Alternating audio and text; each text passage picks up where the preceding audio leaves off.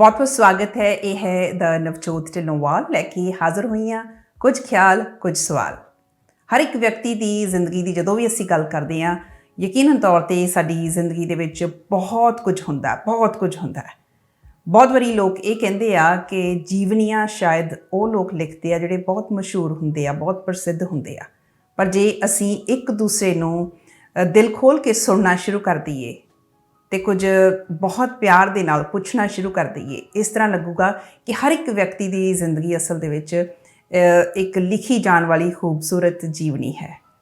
ਅੱਜ ਦੇ ਇਸ ਪ੍ਰੋਗਰਾਮ ਦੇ ਵਿੱਚ ਮੇਰੇ ਨਾਲ ਇੱਕ ਖਾਸ ਮਹਿਮਾਨ ਸ਼ਾਮਿਲ ਹੋ ਰਹੇ ਨੇ।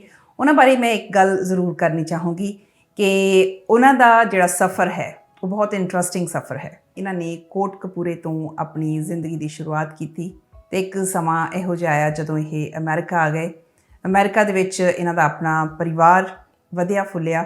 ਇਹਨਾਂ ਦਾ ਬੇਟਾ ਕਰਨ ਬਰਾੜ ਹਾਲੀਵੁੱਡ ਦਾ ਪ੍ਰਸਿੱਧ ਐਕਟਰ ਹੈ, ਡਾਇਰੈਕਟਰ ਹੈ। ਬਹੁਤ ਸਾਰੇ ਲੋਕ ਜਿਹੜੇ ਹਾਲੀਵੁੱਡ ਦੀਆਂ ਫਿਲਮਾਂ ਦੇਖਦੇ ਨੇ ਜਾਂ ਡਿਜ਼ਨੀ ਚੈਨਲ ਦੀਆਂ ਸੀਰੀਜ਼ ਦੇਖਦੇ ਰਹੇ ਆ, ਕਰਨ ਬਰਾੜ ਦੇ ਨਾਮ ਤੋਂ ਜ਼ਰੂਰ ਵਾਕਫ ਹੋਣਗੇ। ਉਹਨਾਂ ਦਾ ਬਹੁਤ ਪ੍ਰਸਿੱਧ ਇੱਕ ਜਿਹੜੀ ਸੀਰੀਜ਼ ਹੈ ਉਹ ਜੈਸੀ ਨਾਂ ਦੀ ਬੜੀ ਫੇਮਸ ਹੋਈ। ਉਸ ਤੋਂ ਬਾਅਦ ਜੇ ਗਿਣਤੀ ਕਰਨੀ ਸ਼ੁਰੂ ਕਰੀਏ ਤਾਂ ਬਹੁਤ ਵੱਡੀ ਗਿਣਤੀ ਹੋਏਗੀ, ਲੰਬਾ ਸਮਾਂ ਲੱਗੂਗਾ ਇਹ ਸਾਰੀਆਂ ਗੱਲਾਂ ਬਾਤਾਂ ਕਰਨ ਦੇ ਲਈ। Sat Sri Akal. That means both hi and bye in Punjabi. Every family is a work of art. My family is from India. My parents lived there when they were kids and then moved to America. ਤੇ ਅੱਜ ਉਸ ਬੱਚੇ ਕਰਨ ਬਰਾੜ ਦਾ ਪਿਤਾ ਮੇਰੇ ਨਾਲ studio ਦੇ ਵਿੱਚ ਸ਼ਾਮਿਲ ਹੈ। ਇਹਨਾਂ ਦੇ ਨਾਲ ਗੱਲਬਾਤ ਕਰਾਂਗੇ। ਹੈਰੀ ਬਰਾੜ ਜੀ ਆਇਆਂ ਨੂੰ। ਥੈਂਕ ਯੂ ਜੀ, thank you for inviting me. Harry Brar ji, ਅਕਸਰ ਜਿਹੜੇ ਬੱਚੇ ਹੁੰਦੇ ਆ ਜਦੋਂ ਉਹਨਾਂ ਨੂੰ ਸ਼ੋਹਰਤ ਮਿਲਦੀ ਆ, ਅਕਸਰ ਇਹ ਪੁੱਛਿਆ ਜਾਂਦਾ ਕਿ ਵੀ ਬਾਪ ਕੌਣ ਸੀ, ਮਾਂ ਕੌਣ ਸੀ, ਕਿਹੋ ਜਿਹੀ ਜ਼ਿੰਦਗੀ ਸੀ। ਪਰ ਅੱਜ ਤੁਹਾਨੂੰ ਹੈਰੀ ਬਰਾੜ ਨੂੰ ਕਰਨ ਬਰਾੜ ਦੇ ਬਾਪ ਦੇ ਤੌਰ 'ਤੇ ਪਹਿਚਾਣਿਆ ਜਾਂਦਾ। ਹਰ ਥਾਂ 'ਤੇ ਜਿੱਥੇ ਤੁਸੀਂ ਜਾਂਦੇ ਹੋਗੇ ਤੁਹਾਡਾ ਆਪਣਾ ਨਾਮ ਤਾਂ ਲਿਆ ਜਾਣਾ ਹੀ ਜਾਣਾ, ਪਰ ਜ਼ਰੂਰ ਕਰਨ ਦਾ ਨਾਮ ਆਉਂਦਾ ਹੋਊਗਾ। ਕਿਵੇਂ ਮਹਿਸੂਸ ਹੁੰਦਾ? ਹਾਂਜੀ, ਜਿਵੇਂ ਮਾਣ ਬਹੁਤ ਮਹਿਸੂਸ ਹੁੰਦਾ ਹੈ। ਹਾਂ, ਆਈ ਥਿੰਕ ਹਰ ਮਾਂ ਬਾਪ ਨੂੰ ਜਦੋਂ ਕਿਸੇ ਦਾ ਵੀ ਬੱਚਾ ਕੋਈ ਕਿਸੇ ਵੀ ਫੀਲਡ ਦੇ ਵਿੱਚ ਤਰੱਕੀ ਕਰਦਾ ਜੀ ਤਾਂ ਉਹਨਾਂ ਨੂੰ ਮਾਣ ਬਹੁਤ ਮਹਿਸੂਸ ਹੁੰਦਾ ਹੈ। ਅਤੇ ਸੇਮ ਥਿੰਗ ਜਦੋਂ ਵੀ ਮੈਨੂੰ ਕਈ ਵਾਰੀ ਪਹਿਚਾਣਿਆ ਜਾਂਦਾ ਕਿ ਤੁਸੀਂ ਹੈਰੀ ਬਰਾੜ ਹੋ, ਉਹ ਹੈਰੀ ਬਰਾੜ ਦੇ ਨਾਲ ਨਾਮ ਹਮੇਸ਼ਾ ਲੱਗਿਆ ਰਹੇਗਾ ਕਿ ਉਹ ਕਰਨ ਬਰਾੜ ਦੇ ਡੈਡ। ਸੋ ਬੜਾ ਚੰਗਾ ਲੱਗਦਾ ਦਿਲ ਨੂੰ। ਜਦੋਂ ਪਿੱਛੇ ਮੁੜ ਕੇ ਦੇਖਦੇ ਹਾਂ, ਬਚਪਨ 'ਚ ਦੇਖਦੇ ਹਾਂ, ਕਰਨ ਦਾ ਬਚਪਨ ਆਪਣੇ ਬਚਪਨ ਦੇ ਨਾਲ ਕੰਪੇਅਰ ਕਰਕੇ ਜ਼ਰੂਰ ਦੇਖਦੇ ਹੋਵੋਗੇ, ਕਿਉਂਕਿ ਅਕਸਰ ਜਦੋਂ ਆਪਾਂ ਦੇਖਦੇ ਹਾਂ ਬੱਚਿਆਂ ਨੂੰ ਸਫਲ ਹੁੰਦੇ, ਆਪ ਮੁਹਾਰਾ ਹੀ ਸਾਡੇ ਮਨ ਦੇ ਵਿੱਚ ਉਹ ਗੱਲਾਂ ਚੱਲਣੀਆਂ ਸ਼ੁਰੂ ਹੋ ਜਾਂਦੀਆਂ ਕਿ ਅਸੀਂ ਜਦੋਂ ਛੋਟੇ ਹੁੰਦੇ ਸੀ ਆਹ ਕਰਿਆ ਕਰਦੇ ਸੀ, ਸਾਡਾ ਇਹੋ ਜਿਹਾ ਮਾਹੌਲ ਹੁੰਦਾ ਸੀ ਅਤੇ ਹੁਣ ਅਸੀਂ ਬੱਚਿਆਂ ਨੂੰ ਬਿਹਤਰ ਮਾਹੌਲ ਦੇਣ ਦੀ ਕੋਸ਼ਿਸ਼ ਕਰ ਰਹੇ ਹਾਂ। ਜੇ ਫ਼ਰਕ ਕਰਕੇ ਦੇਖਦੇ ਹੋ, ਕਿੰਨਾ ਕੁ ਫ਼ਰਕ ਹੈ? ਬਹੁਤ ਫ਼ਰਕ ਹੈ ਜੀ। ਮੇਰੀਆਂ 3 ਸਿਸਟਰਸ ਹੈਗੀਆਂ। ਉਹ ਇੰਡੀਆ ਦੇ ਵਿੱਚ, ਪੰਜਾਬ 'ਚ ਇੱਕ ਮਾਈਂਡ ਸੈੱਟ ਹੁੰਦਾ ਸੀਗਾ ਕਿ ਮੇਰੇ ਬੇਟਾ ਹੋਵੇ ਨੈਚੁਰਲ ਹੈ। ਤਾਂ ਉਹ 3 ਸਿਸਟਰਸ ਤੋਂ ਬਾਅਦ ਮੇਰਾ ਜਦੋਂ ਜਨਮ ਹੋਇਆ ਤਾਂ ਉਹ ਜਦੋਂ ਮੁੰਡਾ ਹੋਇਆ ਤਾਂ ਉਹ ਮੇਰੇ ਫਾਦਰ ਮਦਰ ਓਬਵੀਅਸਲੀ ਬਹੁਤ ਖੁਸ਼ ਸੀ। ਇਸ ਨਾਲ ਕਿ ਉਹ ਬੇਟੀਆਂ ਕਰਕੇ ਨਹੀਂ ਖੁਸ਼ ਸੀ, ਬਟ ਇਟਸ ਲਾਈਕ ਇੱਕ ਵੱਖਰੀ ਸੋਚ ਲੈ ਕੇ ਘੁੰਮ ਰਹੀ ਸੀ ਉਦੋਂ ਵੀ ਬੇਟਾ ਵੀ ਹੋਣਾ ਚਾਹੀਦਾ ਬੇਟੀਆਂ ਦੇ ਨਾਲ। ਅਤੇ ਉਹ ਮੇਰੇ ਲਈ ਜਨਮ ਦਿਨ ਮਨਾਉਣਾ ਜਾਂ ਖੇਡਣਾ, ਅਸੀਂ ਬਹੁਤ ਟਾਈਮ ਬਚਪਨ ਦੇ ਵਿੱਚ ਮਤਲਬ ਕਿ ਮੇਰੀ ਜੋ ਵੀ ਜ਼ਰੂਰਤ ਪੂਰੀ ਕਰਨੀ, ਉਹ ਇੱਕ ਆਮ ਮਾਂ ਪਿਓ ਦੇ ਪ੍ਰਭਾਵ ਜਿਹੜੇ ਹੁੰਦੇ ਆ ਉਹਨਾਂ ਦੇ ਵਾਂਗੂ ਮੇਰੀਆਂ ਵੀ ਕੀਤੀਆਂ ਗਈਆਂ। ਮੈਨੂੰ ਥੋੜ੍ਹਾ ਜਿਹਾ ਜ਼ਿਆਦਾ ਲਾਡਲਾ ਰੱਖਿਆ ਗਿਆ ਕਿਉਂਕਿ ਉਹ 3 ਭੈਣਾਂ ਤੋਂ ਬਾਅਦ ਮੈਂ ਇੱਕ ਸੀ। ਪਰ ਕਰਨ ਦੇ ਜਿਹੜਾ ਬਚਪਨ ਆ ਉਹ ਇੱਕ ਡਿਫਰੈਂਟ ਤਰੀਕੇ ਨਾਲ ਹੋਇਆ, ਕਿਉਂਕਿ ਕਰਨ 8 ਸਾਲ ਦੀ ਉਮਰ 'ਚ 9 ਸਾਲ ਦੀ ਉਮਰ 'ਚ ਉਹ ਫੁੱਲ ਟਾਈਮ ਜੋਬ ਕਰਨ ਲੱਗ ਗਿਆ ਸੀ। 8-9 ਸਾਲ? ਹਾਂਜੀ। ਤਾਂ ਉਹਦੇ ਜਿਹੜਾ ਬਚਪਨ ਆ ਉਹ ਕਹਿ ਲਓ ਕਿ ਵੀ ਜਿਹੜੇ ਟਾਈਮ ਉਹਦੇ ਹੱਸਣ ਖੇਡਣ ਦੇ ਸੀ ਜਾਂ ਉਹਨੇ ਕੋਈ ਐਕਟੀਵਿਟੀਜ਼ ਕਰਨੀ ਸੀ ਜਾਂ ਸਪੋਰਟਸ ਜਾਂ ਦੇਖਣੀਆਂ ਸੀ ਜਾਂ ਸਪੋਰਟਸ ਕਰਨੀਆਂ ਸੀ ਜਾਂ ਕੋਈ ਵੀ ਹੱਸਣਾ ਖੇਡਣਾ ਸੀ ਜਾਂ ਪਰ ਉਹ ਕਰ ਨਹੀਂ ਸਕਿਆ। ਸੋ ਉਹ ਕਿਉਂਕਿ ਉਹ ਬਹੁਤ ਹਾਰਡ ਵਰਕ ਕਰ ਰਿਹਾ ਸੀ। ਪਰ ਮੈਂ ਹੈਰਾਨ ਹਾਂ, 8-9 ਸਾਲ ਦੀ ਉਮਰ ਦੇ ਵਿੱਚ ਤੁਸੀਂ ਕਹਿੰਦੇ ਬੱਚੇ ਨੇ ਕੰਮ ਕਰਨਾ ਸ਼ੁਰੂ ਕਰ ਦਿੱਤਾ, ਇਹ ਕਿਵੇਂ ਹੋਇਆ? ਹਾਂਜੀ ਇਹ ਇਸ ਤਰ੍ਹਾਂ ਹੋਇਆ ਕਿ ਉਹਦੀ ਨਾ ਮੇਰੇ ਵਾਂਗੂ ਕੱਦ ਬਹੁਤ ਛੋਟਾ ਸੀ ਅਤੇ ਅਸੀਂ ਇੱਕ ਆਮ ਸਧਾਰਨ ਹਰ ਪੇਰੈਂਟਸ ਵਾਂਗੂ ਕੋਸ਼ਿਸ਼ ਕਰਦੇ ਸੀ ਬੱਚੇ ਨੂੰ ਚਲੋ ਫੁੱਟਬਾਲ 'ਚ ਪਾਈਏ। ਉਹ ਸਕਸੈਸਫੁਲ ਨਹੀਂ ਹੋ ਰਿਹਾ ਸੀ ਕਿਉਂਕਿ ਉਹਦੀ ਹਾਈਟ ਨਹੀਂ ਸੀ। ਅੱਛਾ। ਹਾਂਜੀ, ਹਾਈਟ ਨਾ ਹੋਣ ਕਰਕੇ ਫਿਰ ਬਾਸਕਟਬਾਲ 'ਚ ਟਰਾਈ ਕੀਤੀ, ਸਕਸੈਸਫੁਲ ਨਹੀਂ। ਸੋ ਉਹ ਬਹੁਤ ਅਸੀਂ ਅਲੱਗ-ਅਲੱਗ ਡਿਫਰੈਂਟ ਦੇਖਿਆ, ਸਪੋਰਟਸ ਦੀਆਂ ਗੇਮਸ ਦੇਖੀਆਂ ਕਿ ਸ਼ਾਇਦ ਇਹ ਲਾਈਕ ਕਰੇ, ਸ਼ਾਇਦ ਇਹ ਲਾਈਕ ਕਰੇ, ਸ਼ਾਇਦ ਸਵਿਮਿੰਗ ਲਾਈਕ ਕਰੇ। ਪਰ ਉਹ ਬਹੁਤ ਡਿਸਅਪੁਆਇੰਟ ਹੋਇਆ। ਤਾਂ ਇਸ ਤਰ੍ਹਾਂ ਹੀ ਇੱਕ ਦਿਨ ਮੇਰੇ ਨਾਲ ਕਾਊਚ 'ਤੇ ਬੈਠਾ ਸੀ ਅਤੇ ਉਹਨੇ ਕਿਹਾ ਡੈਡ ਵੀ, ਉਹਨੇ ਇੱਕ ਸਵਾਲ ਕੀਤਾ ਜਿਹੜਾ ਬੜਾ ਖੂਬਸੂਰਤ ਸੀ। ਕਹਿੰਦਾ ਜਦੋਂ ਤੁਸੀਂ 8 ਸਾਲ ਦੇ ਜਾਂ ਮੇਰੀ ਉਮਰ ਦੇ ਸੀ, what did you do? ਮੈਂ ਇਹੀ ਪੁੱਛ ਰਹੀ ਸੀ, ਮੈਂ ਕਿਹਾ ਅਸੀਂ ਇਹ ਸੋਚਦੇ ਹਾਂ ਕਿ ਅਸੀਂ ਕੀ ਕਰਿਆ ਕਰਦੇ ਸੀ, ਪਰ ਬੱਚੇ ਨੇ ਤੁਹਾਨੂੰ ਉਹ ਸਵਾਲ ਪੁੱਛ ਲਿਆ ਕਿਉਂਕਿ ਹੀ ਵਾਸ ਡਿਸਅਪੁਆਇੰਟਡ। ਉਹ ਡਿਸਅਪੁਆਇੰਟਡ ਸੀਗਾ। ਉਹ ਕਿ ਵੀ ਡੈਡ ਨੂੰ ਪੁੱਛਾਂ ਵੀ ਜਦੋਂ ਇਹ ਇੰਨੇ ਸਾਲ ਦੀ ਉਮਰ ਦਾ ਸੀ ਇਹ ਕੀ ਕਰਦੇ ਸੀ। ਅੱਛਾ। So then I have to be honest, ਹੈ ਨਾ, ਮੈਂ ਆਪਣੇ ਬੱਚੇ ਨੂੰ ਸੱਚ ਦੱਸਣਾ ਸੀ। ਤਾਂ ਮੈਂ ਕਿਹਾ ਬੇਟਾ ਵੀ ਉਦੋਂ ਅਸੀਂ ਸੋਚਦੇ ਹੁੰਦੇ ਸੀ ਵੀ ਚੱਲ ਮੈਂ ਜੀ ਕੋਈ ਸਟੇਜ ਪਲੇ ਕਰਾਂ 10 ਸਾਲ ਦੀ ਉਮਰ 'ਚ, ਕੋਈ ਨਿੱਕਾ ਮੋਟਾ ਮੈਨੂੰ ਸਕੂਲ ਦੇ ਵਿੱਚ ਕੋਈ ਸਟੇਜ 'ਤੇ ਮੌਕਾ ਮਿਲੇ ਚੜ੍ਹਨ ਦਾ। ਉਹ ਜਿਵੇਂ ਵੀ ਜੇ ਮੈਂ ਸਟੇਜ 'ਤੇ ਚੜੂੰਗਾ ਮੈਂ ਫੇਮਸ ਹੋਊਂਗਾ, ਮੈਨੂੰ ਦੂਜੇ ਬੱਚੇ ਜਾਣਨਗੇ। ਸੋ ਪਤਾ ਨਹੀਂ ਸੀ ਵੀ ਇਹ ਉੱਧਰ ਸ਼ੌਂਕ ਡਿਵੈਲਪ ਹੋ ਜਾਊਗਾ। ਅੱਛਾ। ਇੰਨਾ ਕੀ ਸੀਗਾ ਕਿ ਵੀ ਬਾਕੀਆਂ ਤੋਂ ਮੈਂ ਵੱਖਰਾ ਬੱਚਾ ਹੋਊਂਗਾ। ਅਤੇ ਉਹ ਹੌਲੀ ਹੌਲੀ ਉਹ ਜਿਹੜਾ ਸ਼ੌਂਕ ਸੀ ਉਹ ਕੈਰੀ ਕਰਦਾ ਰਿਹਾ ਸਕੂਲ ਦੇ ਵਿੱਚ, ਅਤੇ ਸਕੂਲ ਤੋਂ ਕਾਲਜ ਦੇ ਵਿੱਚ, ਅਤੇ ਕਾਲਜ ਤੋਂ ਬਾਅਦ ਉਹ ਮੈਂ ਕੈਰੀ ਨਹੀਂ ਕਰ ਸਕਿਆ ਕਿਉਂਕਿ ਮੈਂ ਇੱਥੇ ਆ ਗਿਆ ਅਮਰੀਕਾ ਦੇ ਵਿੱਚ। ਲੇਕਿਨ ਉਹ ਫਿਰ ਬੇਟਾ ਕਹਿੰਦਾ ਵੀ ਕੀ ਮੈਂ ਕਰ ਸਕਦਾ। ਅੱਛਾ, ਉਹਨੇ ਵੀ ਉਹੀ ਚੀਜ਼ ਚੂਜ਼ ਕੀਤੀ। ਉਹ ਕਹਿੰਦਾ ਕਿ ਮੈਂ ਕੋਸ਼ਿਸ਼ ਕਰ ਸਕਦਾ। ਅੱਛਾ, ਇਸ ਪ੍ਰੋਫੈਸ਼ਨ ਮੈਂ ਇਹ ਸਮਝਣਾ ਚਾਹੁੰਦੀ ਹਾਂ, ਸਾਡੀ ਅਕਸਰ ਇਹ ਚੀਜ਼ ਹੁੰਦੀ ਹੈ ਕਿ ਜੋ ਬਾਪ ਖੁਦ ਬਣਨਾ ਚਾਹੁੰਦਾ ਹੁੰਦਾ ਜਾਂ ਮਾਂ-ਬਾਪ ਖੁਦ ਬਣਨਾ ਚਾਹੁੰਦੇ ਹੁੰਦੇ, ਜੇ ਅਸੀਂ ਨਹੀਂ ਕਰ ਸਕੇ ਹੁੰਦੇ ਆਪਣਾ ਉਹ ਸੁਪਨਾ ਪੂਰਾ, ਅਸੀਂ ਅਕਸਰ ਉਹ ਸੁਪਨਾ ਆਪਣੇ ਬੱਚਿਆਂ ਦੇ ਵਿੱਚ ਪੂਰਾ ਹੋਇਆ ਦੇਖਣਾ ਚਾਹੁੰਦੇ ਹੁੰਦੇ ਹਾਂ ਕਿ ਇਹ ਬੱਚਾ ਸਾਡਾ ਕਰੇ। ਸੋ ਤੁਹਾਡੇ ਵੱਲੋਂ ਕੋਈ ਪੁਸ਼ ਨਹੀਂ ਕੀਤਾ ਗਿਆ, ਇਹ ਉਹਦੀ ਆਪਣੀ ਚੋਇਸ ਸੀ। ਉਹ ਇਸ ਤਰ੍ਹਾਂ ਹੁੰਦਾ ਜੀ, ਜਦੋਂ ਤੁਸੀਂ ਕਿਸੇ ਬੱਚੇ ਨੂੰ ਫੋਰਸਫੁਲੀ ਆਪਣਾ ਸੁਪਨਾ ਪੂਰਾ ਕਰਨ ਲਈ ਕਰਦੇ ਆ ਤਾਂ ਉਹ ਕਦੇ ਵੀ ਪੂਰਾ ਨਹੀਂ ਹੁੰਦਾ। ਇਹ ਕੁਦਰਤ ਦੇ ਵੱਲੋਂ ਨਾ ਕੁਦਰਤੀ ਹੈਪਨ ਹੁੰਦਾ ਹੈ। ਕਈ ਵਾਰੀ ਤੁਹਾਨੂੰ ਪਤਾ ਨਹੀਂ ਲੱਗਦਾ। ਉਦੋਂ ਮੈਨੂੰ ਵੀ ਅਹਿਸਾਸ ਨਹੀਂ ਸੀ ਵੀ ਇਹ ਹੋਣ ਜਾ ਰਿਹਾ। ਅੱਛਾ। ਸੋ ਉਹ ਕਿਉਂਕਿ ਨੈਚੁਰਲ ਸੀ, ਓਨੈਸਟ ਸੀ। ਤੋ ਜਦੋਂ ਮੈਂ ਉਹਨੂੰ ਕਿਹਾ ਕਿ yes you can do that, ਜਦੋਂ ਕਿ ਮੈਨੂੰ ਪਤਾ ਸੀਗਾ ਕਿ ਇਸ ਪ੍ਰੋਫੈਸ਼ਨ ਦੇ ਵਿੱਚ ਮੈਨੂੰ ਬਹੁਤ ਚੰਗੀ ਤਰ੍ਹਾਂ ਪਤਾ ਸੀ ਕਿ 99.9% pretty much you are fail। ਅੱਛਾ। ਬਿਕਾਜ਼ ਇਹ ਪ੍ਰੋਫੈਸ਼ਨ ਦੇ ਵਿੱਚ ਤੁਸੀਂ ਕਾਮਯਾਬ ਹੋਣਾ ਬਹੁਤ ਮੁਸ਼ਕਿਲ ਹੈ। ਠੀਕ ਹੈ ਨਾ।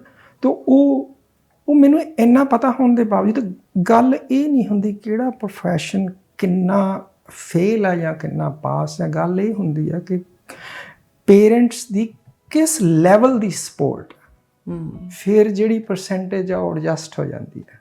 ਸੋ ਕਰਨ ਨੇ ਆਪਣਾ ਉਹ ਜਿਹੜਾ ਸੁਪਨਾ ਥੋੜ੍ਹਾ ਜਿਹਾ ਐਕਸਪ੍ਰੈਸ ਕੀਤਾ ਅਤੇ ਪਰ ਤੁਸੀਂ ਉਹਨੂੰ 100% ਸਪੋਰਟ ਦੇਣ ਲਈ ਰੈਡੀ ਹੋ ਗਏ। ਉਹਨੂੰ ਸਪੋਰਟ ਦੇਣ ਦੇ ਨਾਲ ਨਾਲ ਉਹਨੂੰ ਇੱਕ ਬੇਸਿਕ ਗਾਈਡ ਕੀਤਾ ਕਿ ਬੇਟਾ you need to go to school for that. ਅੱਛਾ। You need to learn. So slowly you learn, and slowly we hire people around you who can guide us better than what we don't know. Achha. So basically mentally support ਬੱਚੇ ਦੀ more help ਕਰਦੀ ਹੈ than other thing. So ਜੇ ਤੁਸੀਂ ਉਹਦੇ ਸਫਲ ਹੋਣ ਜਾਂ ਨਾ ਹੋਣ ਬਾਰੇ ਤੁਹਾਡੇ ਮਨ ਦੇ ਵਿੱਚ ਖਦਸ਼ੇ ਸੀ ਕਿਸੇ ਤਰ੍ਹਾਂ ਦੇ? ਉਹਦੇ ਹਾਦਸੇ ਇਹ ਸੀਗੇ ਕਿ ਜਿਵੇਂ ਆਪਣੇ ਇੱਕ ਸੁਸਾਇਟੀ ਦੇ ਵਿੱਚ ਜਾਂ ਆਪਣੀ ਕਮਿਊਨਿਟੀ ਦੇ ਵਿੱਚ ਜਾਂ ਆਪਣਾ ਇੰਡੀਅਨ ਕਲਚਰ ਦੇ ਵਿੱਚ ਆਪਾਂ ਜੋ ਵੀ ਕਰਦੇ ਹਾਂ ਆਪਣੇ ਬੱਚਿਆਂ ਲਈ ਕਰਦੇ ਹਾਂ। ਇਸ ਕਰਕੇ ਮੈਂ ਉਹਦੀ ਕੋਈ ਬਹੁਤ ਜ਼ਿਆਦਾ ਪਰਵਾਹ ਨਹੀਂ ਕੀਤੀ ਇਸ ਗੱਲ ਦੀ। ਅੱਛਾ। ਬਈ ਜੇ ਇਹ ਨਹੀਂ ਵੀ ਕਾਮਯਾਬ ਹੋਊਗਾ ਤਾਂ ਮੈਂ ਜੋ ਕਰ ਰਿਹਾ ਸੀਗਾ ਉਹ ਆਪਣੇ ਬੱਚਿਆਂ ਲਈ ਕਰ ਰਿਹਾ ਸੀ। ਇਸ ਕਰਕੇ ਮੈਂ ਕੋਈ ਬੜਾ ਉਹਦੇ ਵੱਲ ਫੋਕਸ ਨਹੀਂ ਕੀਤਾ। ਮੈਂ ਇਸ ਗੱਲ ਵੱਲ ਫੋਕਸ ਕੀਤਾ ਕਿ ਸਾਡੀ ਹਸਬੈਂਡ ਵਾਈਫ ਦੀ ਵੱਧ ਤੋਂ ਵੱਧ ਕਿੰਨੀ ਸਪੋਰਟ, ਮਤਲਬ ਕਿ ਕਿੰਨੀ ਸਪੋਰਟ ਹੋਣੀ ਚਾਹੀਦੀ। ਪਰ ਤੁਸੀਂ ਡਿਟਰਮਿਨਡ ਹੋ ਗਏ ਕਿ ਜੇ ਬੱਚਾ ਇਹ ਕਰਨਾ ਚਾਹੁੰਦਾ ਤਾਂ ਅਸੀਂ ਆਪਣੀ ਪੂਰੀ ਵਾਹ ਲਾਵਾਂਗੇ। ਹਾਂਜੀ, ਆਈ ਥਿੰਕ ਬੱਚਾ ਚਾਹੇ ਓਲੰਪਿਕਸ ਜਾਣਾ ਚਾਹੁੰਦਾ, ਜਿੰਨੀ ਦੇਰ ਚਾਹੇ ਉਹ ਕੁਛ ਵੀ ਕਰਨਾ ਚਾਹੁੰਦਾ, ਜਿੰਨੀ ਦੇਰ ਪੇਰੈਂਟਸ ਦੀ 100% ਸਪੋਰਟ ਨਹੀਂ ਹੋਊਗੀ, ਇਟਸ ਅ ਬਲਾਈਂਡ ਫੇਥ। ਤੁਹਾਨੂੰ ਉੱਤੇ ਫੇਥ ਕਰਨਾ ਪਊਗਾ। ਉਹ ਗੱਲ ਹੋ ਗਈ ਨਾ ਵੀ ਜਦੋਂ ਆਪਾਂ ਛੋਟੇ ਹੁੰਦੇ ਸੀ ਮੈਂ ਸਾਈਕਲ ਸਿੱਖਣਾ, ਅੱਛਾ, ਤੇ ਅਕਸਰ ਹੀ ਪੇਰੈਂਟਸ, ਮੇਰੇ ਪੇਰੈਂਟਸ ਨਹੀਂ, ਬਾਕੀਆਂ ਦੇ ਅਕਸਰ ਹੀ ਪੇਰੈਂਟਸ ਕਹਿੰਦੇ ਉਹ ਵੇਖੀ ਡਿੱਗਣਾ ਪਈ, ਜੇ ਟ੍ਰੇਨ ਤੇ ਜਾਣਾ ਉਹ ਵੇਖੀ ਟੈਚੀ ਨਾ ਕੁਛ ਆ ਕੇ ਲੈ ਜੇ ਜੇ ਬੱਸ ਤੇ ਜਾਣਾ ਉਹ ਵੇਖੀ ਬਟੂਆ ਨਾ ਕਢਵਾ ਲਈ। ਮਤਲਬ ਕਿ ਐਵਰੀਥਿੰਗ ਦੇ ਸਟਾਰਟ ਵਿਦ ਨੈਗੇਟਿਵ। ਫੀਅਰ ਪੈਦਾ ਕਰਨਾ। ਉਹ ਜਦੋਂ ਉਹ ਚੀਜ਼ਾਂ ਤੁਸੀਂ ਸੋਚਦੇ ਆ, I mean how am gonna be learn to bike when you're telling me that ਵੇਖੀ ਡਿੱਗਣਾ ਪਈ। ਉਹ ਨੈਗੇਟਿਵ ਗੱਲਾਂ ਕਈ ਵਾਰੀ ਤੁਹਾਡੀ ਲਾਈਫ ਨਾਲ ਕਿੰਨਾ ਉਹ ਮਤਲਬ ਕਿ ਤੁਹਾਨੂੰ ਇਫੈਕਟ ਕਰਦੀਆਂ, ਤੁਹਾਨੂੰ ਅਹਿਸਾਸ ਨਹੀਂ ਹੁੰਦਾ। ਸੋ ਪਰ ਤੁਸੀਂ ਇਸ ਗੱਲ ਤੋਂ ਚੁਕੰਨਾ ਸੀ ਕਿ ਮੈਂ ਇਹਨੂੰ ਨੈਗੇਟਿਵ ਗੱਲ ਘੱਟ ਕਰਨੀ ਹੈ, ਇਹਨੂੰ ਪੋਜ਼ਿਟਿਵ ਜ਼ਿਆਦਾ ਕਰਨੀ ਹੈ। ਜੇ ਕਿਸੇ ਗੱਲ 'ਚ ਫੇਲ ਹੁੰਦਾ ਇਹਨੂੰ ਕਹਿਣਾ no worries, let's try again, let's do this, let's try again, let's try. So whatever he wants to do, ਮੈਂ ਉਹਨੂੰ ਕਦੇ ਨਹੀਂ ਕਿਹਾ ਕਿ ਤੂੰ ਡਾਇਰੈਕਟਰ ਬਣ, ਮੈਂ ਉਹਨੂੰ ਕਦੇ ਨਹੀਂ ਕਿਹਾ ਤੇ ਤੂੰ ਐਕਟਰ ਬਣ। ਅੱਛਾ, ਹੈ ਨਾ। ਪਰ ਮੈਂ ਉਹਨੂੰ ਇਹੋ ਜਿਹੀ ਟੀਚਿੰਗ ਦਿੰਦਾ ਹੁੰਦਾ ਸੀਗਾ ਕਿ ਜੇ ਤੇਰੀ ਥਾਟ ਇਹੋ ਜਿਹੀ ਹੋਣੀ ਚਾਹੀਦੀ ਆ ਕਿ ਜੇ ਤੈਨੂੰ ਕਵੇ ਕੋਈ ਵੀ ਤੂੰ ਇੱਥੇ ਐਕਟਰ ਬਣਨਾ ਆ, ਉਹਨੂੰ ਕਹੇ who told you that I am here for actor, I am here for star. ਅੱਛਾ, ਸੋ ਤੁਹਾਡਾ ਗੋਲ ਜਿਹੜਾ ਉਹ ਹਾਈ ਹੋਣਾ ਚਾਹੀਦਾ। ਸੋ ਦੈਟਸ ਵਾਈ ਮੈਂ ਉਹਨੂੰ ਸਿਖਾਉਂਦਾ ਹੁੰਦਾ ਸੀ ਕਿ ਜਿਹੜਾ ਸਟਾਰ ਵਰਡ ਆ ਉਹ ਇਸ ਕਰਕੇ ਆਇਆ ਕਿ ਪੁਰਾਣੇ ਵੇਲਿਆਂ ਦੇ ਵਿੱਚ ਆਪਾਂ ਜਿਹੜੇ ਆਪਣੇ ਸਟਾਰ ਆ, ਜਿਹੜੇ ਐਕਟਰ ਆ, ਉਹਨਾਂ ਦਾ ਨਾਮ ਸਟਾਰ ਤਾਂ ਸੀਗਾ ਕਿ ਆਪਾਂ ਉਹਨਾਂ ਨੂੰ ਛੂ ਨਹੀਂ ਸਕਦੇ ਸੀ, ਸਿਰਫ ਸਕਰੀਨ ਤੇ ਦੇਖ ਸਕਦੇ ਸੀ। ਹੈਰੀ ਜੀ, ਇਹ ਗੱਲ ਤੁਹਾਡੀ ਬਿਲਕੁਲ ਸਹੀ ਹੈ। ਇੱਕ ਚੀਜ਼ ਮੈਂ ਹੋਰ ਜਾਣਨਾ ਚਾਹੁੰਦੀ ਹਾਂ, ਬਹੁਤ ਜਿਹੜੀ ਇੰਪੋਰਟੈਂਟ ਹੋ ਸਕਦੀ ਆ। ਅੱਜ ਕੱਲ੍ਹ ਬਹੁਤ ਵਾਰੀ ਜਿਹੜੇ ਪੇਰੈਂਟਸ ਆ, ਤੁਸੀਂ ਵੀ ਇਸ ਗੱਲ ਦਾ ਜ਼ਿਕਰ ਕਰਕੇ ਹਟੇ ਆ ਕਿ ਅਸੀਂ ਆਪਣੀ ਜਿਹੜੀ ਜ਼ਿੰਦਗੀ ਜਿਉਂਦੇ ਹਾਂ, ਅਸੀਂ ਸਭ ਕੁਝ ਜੋ ਕੁਝ ਕਰਦੇ ਹਾਂ ਅਸੀਂ ਬੱਚਿਆਂ ਦੀ ਖਾਤਰ ਕਰਦੇ ਹਾਂ, ਬੱਚਿਆਂ ਦੀ ਖਾਤਰ ਕਰਦੇ ਹਾਂ। ਕਈ ਵਾਰ ਅਸੀਂ ਇੰਨਾ ਕੁ ਓਬਸੈਸਡ ਹੋ ਜਾਂਦੇ ਉਸ ਚੀਜ਼ ਦੇ ਵਿੱਚ, ਜੋ ਕੁਝ ਕਰਨਾ ਬੱਚਿਆਂ ਲਈ ਕਰਨਾ, ਬੱਚਿਆਂ ਦੀ ਕਰਨਾ, ਅਸੀਂ ਆਪਣੀ ਜ਼ਿੰਦਗੀ ਵੱਲ ਧਿਆਨ ਨਹੀਂ ਦਿੰਦੇ। ਅਸੀਂ ਆਪਣਾ ਬਹੁਤ ਕੁਝ ਗਵਾ ਬੈਠਦੇ ਹਾਂ, ਜਾਂ ਅਸੀਂ ਆਪਣੀਆਂ ਓਪਰਚੁਨਿਟੀਜ਼ ਮਿਸ ਕਰ ਬੈਠਦੇ ਹਾਂ। ਜੋ ਅਸੀਂ ਕਰਨਾ ਚਾਹੁੰਦੇ ਹੁੰਦੇ ਹਾਂ ਉਹਨੂੰ ਅਸੀਂ ਇੱਕ ਇੱਕ ਕਰਕੇ ਘਟਾਉਂਦੇ ਜਾਂਦੇ ਹਾਂ। ਕੋਈ ਤੁਹਾਨੂੰ ਸੈਕਰੀਫਾਈਸਿਸ ਵੀ ਕਰਨੀਆਂ ਪਈਆਂ? ਉਹ ਇੰਨਾ ਕੰਪਲੀਕੇਟਡ ਨਹੀਂ ਹੈ ਜਿੰਨਾ ਤੁਸੀਂ ਵਰੀ ਕਰ ਰਹੇ ਆ। ਉਹ ਸਿੰਪਲ ਇਸ ਕਰਕੇ ਹੈ ਕਿ majority of the lot of people, ਉਹ ਨਹੀਂ ਵੀ ਕਿਸੇ different ethnicity ਤੋਂ ਆ, in any ethnicity the majority of the people do not balance that thing. That's where ਜੇ ਹੁਣ ਉਹ ਕੰਮ ਕਰੀ ਜਾਂਦੇ ਆ ਬੱਚਿਆਂ ਲਈ, ਜਿਵੇਂ ਤੁਸੀਂ ਗੱਲ ਕੀਤੀ ਬਣਾ ਰਹੇ ਹੋ, 7 ਦਿਨ ਕੰਮ ਕਰੀ ਜਾਂਦੇ ਹੋ, ਉਹਨਾਂ ਦਾ ਫੋਕਸ ਹੋਇਆ, so there's no balance, the weight is on one side. How you expect that? Then you start complaining ਕਿ ਜੀ ਅਸੀਂ ਆਵੇਂ ਛਾਵਾਂ ਮਾਰਤੀਆਂ, ਅਸੀਂ ਉਹ ਕਰਤਾ, because you want to do that. ਕਿਉਂ ਮਾਰੀਆਂ? Why you didn't balance it? Do you really want to leave $10 million for your children? Maybe 5 is good enough. ਬਿਲਕੁਲ। So you didn't balance it. ਸੋ ਇਵੇਂ ਬਹੁਤ ਸਾਰੀਆਂ ਗੱਲਾਂ 'ਚ ਕਿ ਮੈਂ ਨਾ ਇਹ ਬੈਲੈਂਸ ਵਰਡ ਨੂੰ ਆਪਦੀ ਲਾਈਫ 'ਚ ਬਹੁਤ ਜਗ੍ਹਾ ਯੂਜ਼ ਕਰਦਾ। ਚਾਹੇ ਉਹ ਫਾਈਟ ਹੈ, ਚਾਹੇ ਉਹ ਕੁਛ ਵੀ ਮੈਂ ਕਰਨਾ, ਚਾਹੇ ਉਹ ਫਿਲਮ ਮੇਕਿੰਗ ਹੈ, ਚਾਹੇ ਬੈਲੈਂਸ ਇਜ਼ ਇੰਪੋਰਟੈਂਟ। ਇਹ ਬਸ ਉਹ ਕਹਿੰਦੇ ਹੁੰਦੇ ਆ ਨਾ ਵੀ ਜ਼ੁਬਾਨ ਜਿਹੜੀ ਹੁੰਦੀ ਆ, ਮਿਲਖਾ ਸਿੰਘ ਨੇ ਕਿਹਾ ਸੀ, ਖਾਣ ਤੇ ਬੋਲਣ 'ਚ ਮਾਰਦੀ ਹੈ। ਠੀਕ ਹੈ ਨਾ, ਮਿਲਖਾ ਸਿੰਘ ਦੇ ਵਰਡ ਸੀ ਇਹ। ਬਿਲਕੁਲ। ਤੇ ਉਹ ਮਤਲਬ ਕਿ ਜੇ ਤੁਸੀਂ ਖਾਈ ਜਾਓ ਬੈਲੈਂਸ ਨਾ ਕਰੋ ਤਾਂ then what do you expect? ਮੁੜ ਕੇ ਫਿਰ ਇੱਕ ਵਾਰੀ ਮੈਂ ਕਰਨ ਦੀ ਗੱਲ 'ਤੇ ਹੀ ਆਉਣਾ ਚਾਹੁੰਦੀ ਹਾਂ, ਕਿਉਂਕਿ ਅੱਜ ਤੁਸੀਂ ਜ਼ਿਕਰ ਕੀਤਾ ਕਿ 8-9 ਸਾਲ ਦੀ ਉਮਰ ਦੇ ਵਿੱਚ ਉਹਨੇ ਕੰਮ ਕਰਨਾ ਸ਼ੁਰੂ ਕਰ ਦਿੱਤਾ। ਸੋ ਕਿਵੇਂ ਉਸ ਦੇ ਲਈ ਰਸਤੇ ਜਿਹੜੇ ਖੁੱਲ੍ਹੇ? ਆਈ ਥਿੰਕ ਰਸਤੇ ਖੁੱਲ੍ਹਣ ਦਾ ਇੰਤਜ਼ਾਰ ਨਹੀਂ ਕਦੇ ਕਰਨਾ ਚਾਹੀਦਾ ਕਿਸੇ ਨੂੰ। ਤੁਸੀਂ ਆਪਦੇ ਪਾਥ 'ਤੇ ਸਖਤ ਮਿਹਨਤ ਕਰਨੀ ਚਾਹੀਦੀ ਹੈ। ਅਤੇ ਉਹਦਾ ਜਿਹੜਾ ਮੇਰਾ ਜੋਬ ਸੀਗੀ ਜਾਂ ਮੇਰੀ ਗਾਈਡੈਂਸ ਸੀ, ਉਹ ਹੀ ਸੀਗੀ ਕਿ ਇਹਨੂੰ ਸਿਖਾਇਆ ਜਾਵੇ ਐਕਟਿੰਗ। ਫਿਰ ਨੈਕਸਟ ਪ੍ਰੋਸੈਸ ਸੀ ਵੀ ਇਹ ਕੋਈ ਛੋਟਾ ਜਿਹਾ ਏਜੰਟ ਲਿਆ ਜਾਵੇ। ਨੈਕਸਟ ਪ੍ਰੋਸੈਸ ਸੀ we every day or every week whatever audition comes you start submitting it. and submit keep on doing that and sometime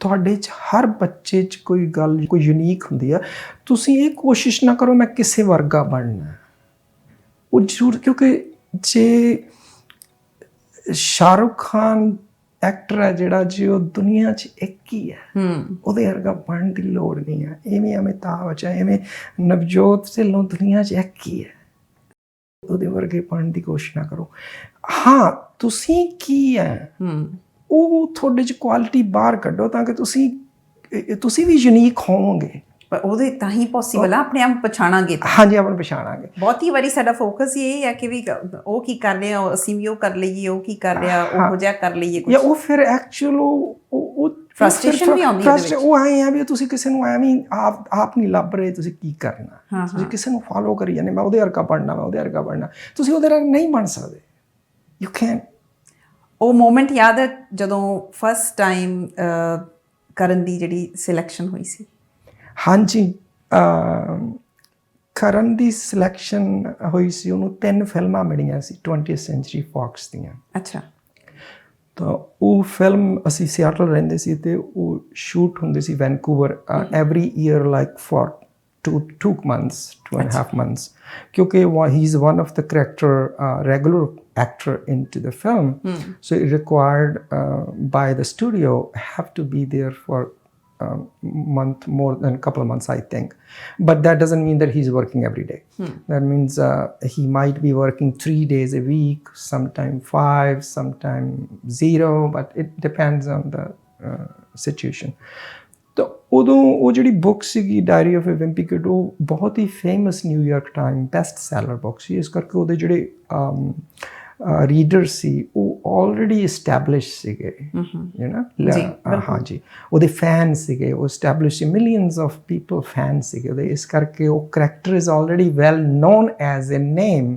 that his character name was Chirag Gupta ਹਾਂਜੀ so ਚਿਰਾਗ ਨੂੰ ਜਿਹੜੇ readers ਸਾਰੇ ਜਾਣਦੇ ਸੀਗੇ ਤੋ ਅਸੀਂ Seattle time ਉਹਨਾਂ ਵੇਲਿਆਂ ਦੇ ਵਿੱਚ Seattle Times is the biggest newspaper in Seattle ਇੰਨਾ ਜ਼ਿਆਦਾ ਫੇਸਬੁੱਕ 'ਤੇ ਨਹੀਂ ਹੁੰਦਾ ਸੀਗਾ ਅਤੇ ਉਹ ਸਿਆਟਲ ਟਾਈਮਸ ਦੇ ਵਿੱਚ ਫਰੰਟ ਪੇਜ 'ਤੇ ਸਾਨੂੰ ਨਹੀਂ ਪਤਾ ਸੀ ਸਟੋਰੀ ਲੱਗੂ ਸਾਨੂੰ ਕਿਸੇ ਇਸ ਤਰ੍ਹਾਂ ਹੀ ਰਿਪੋਰਟਰ ਦਾ ਫੋਨ ਆਇਆ ਉਹਨੇ ਇੰਟਰਵਿਊ ਲਈ ਕਰਨ ਦੀ ਛੋਟਾ ਜਿਹਾ ਸੀ ਕਰਨ ਅਤੇ ਐਂਡ ਸਾਨੂੰ ਨਹੀਂ ਪਤਾ ਸੀ and I was going to my work and I stop at the gas station pick up a coffee ਅੱਛਾ I never even thought of that ਤੇ ਉਹ ਮੈਨੂੰ ਅੱਜ ਵੀ ਯਾਦ ਹੈ ਵੀ ਜਦੋਂ ਮੇਰਾ ਜ਼ਿਆਦਾਤਰ ਲੋਕ ਉੱਥੋਂ ਪੇਪਰ ਜ਼ਰੂਰ ਚੱਕਦੇ ਸੀ ਸਵੇਰੇ ਨਹੀਂ ਜੀ ਵੀ ਚੱਕਦੇ ਸੀ ਤੇ ਇੱਕ ਵਾਰੀ ਨਿਗਾਹ ਜ਼ਰੂਰ ਮਾਰਦੇ ਸੀ ਤੇ ਉਹ ਮੈਂ ਜਦੋਂ ਨਿਗਾਹ ਮਾਰੀ ਤੇ ਉਹ ਮੇਰੇ ਹੱਥੋਂ ਮੇਰੀ ਕਾਫੀ ਛੁੱਟ ਗਈ ਕਿਉਂਕਿ ਕਰਨ ਦੀ ਫੋਟੋ ਫਰੰਟ ਤੇ ਸੀ ਉਹ Seattle time is the biggest paper like LA Times Seattle Times Vancouver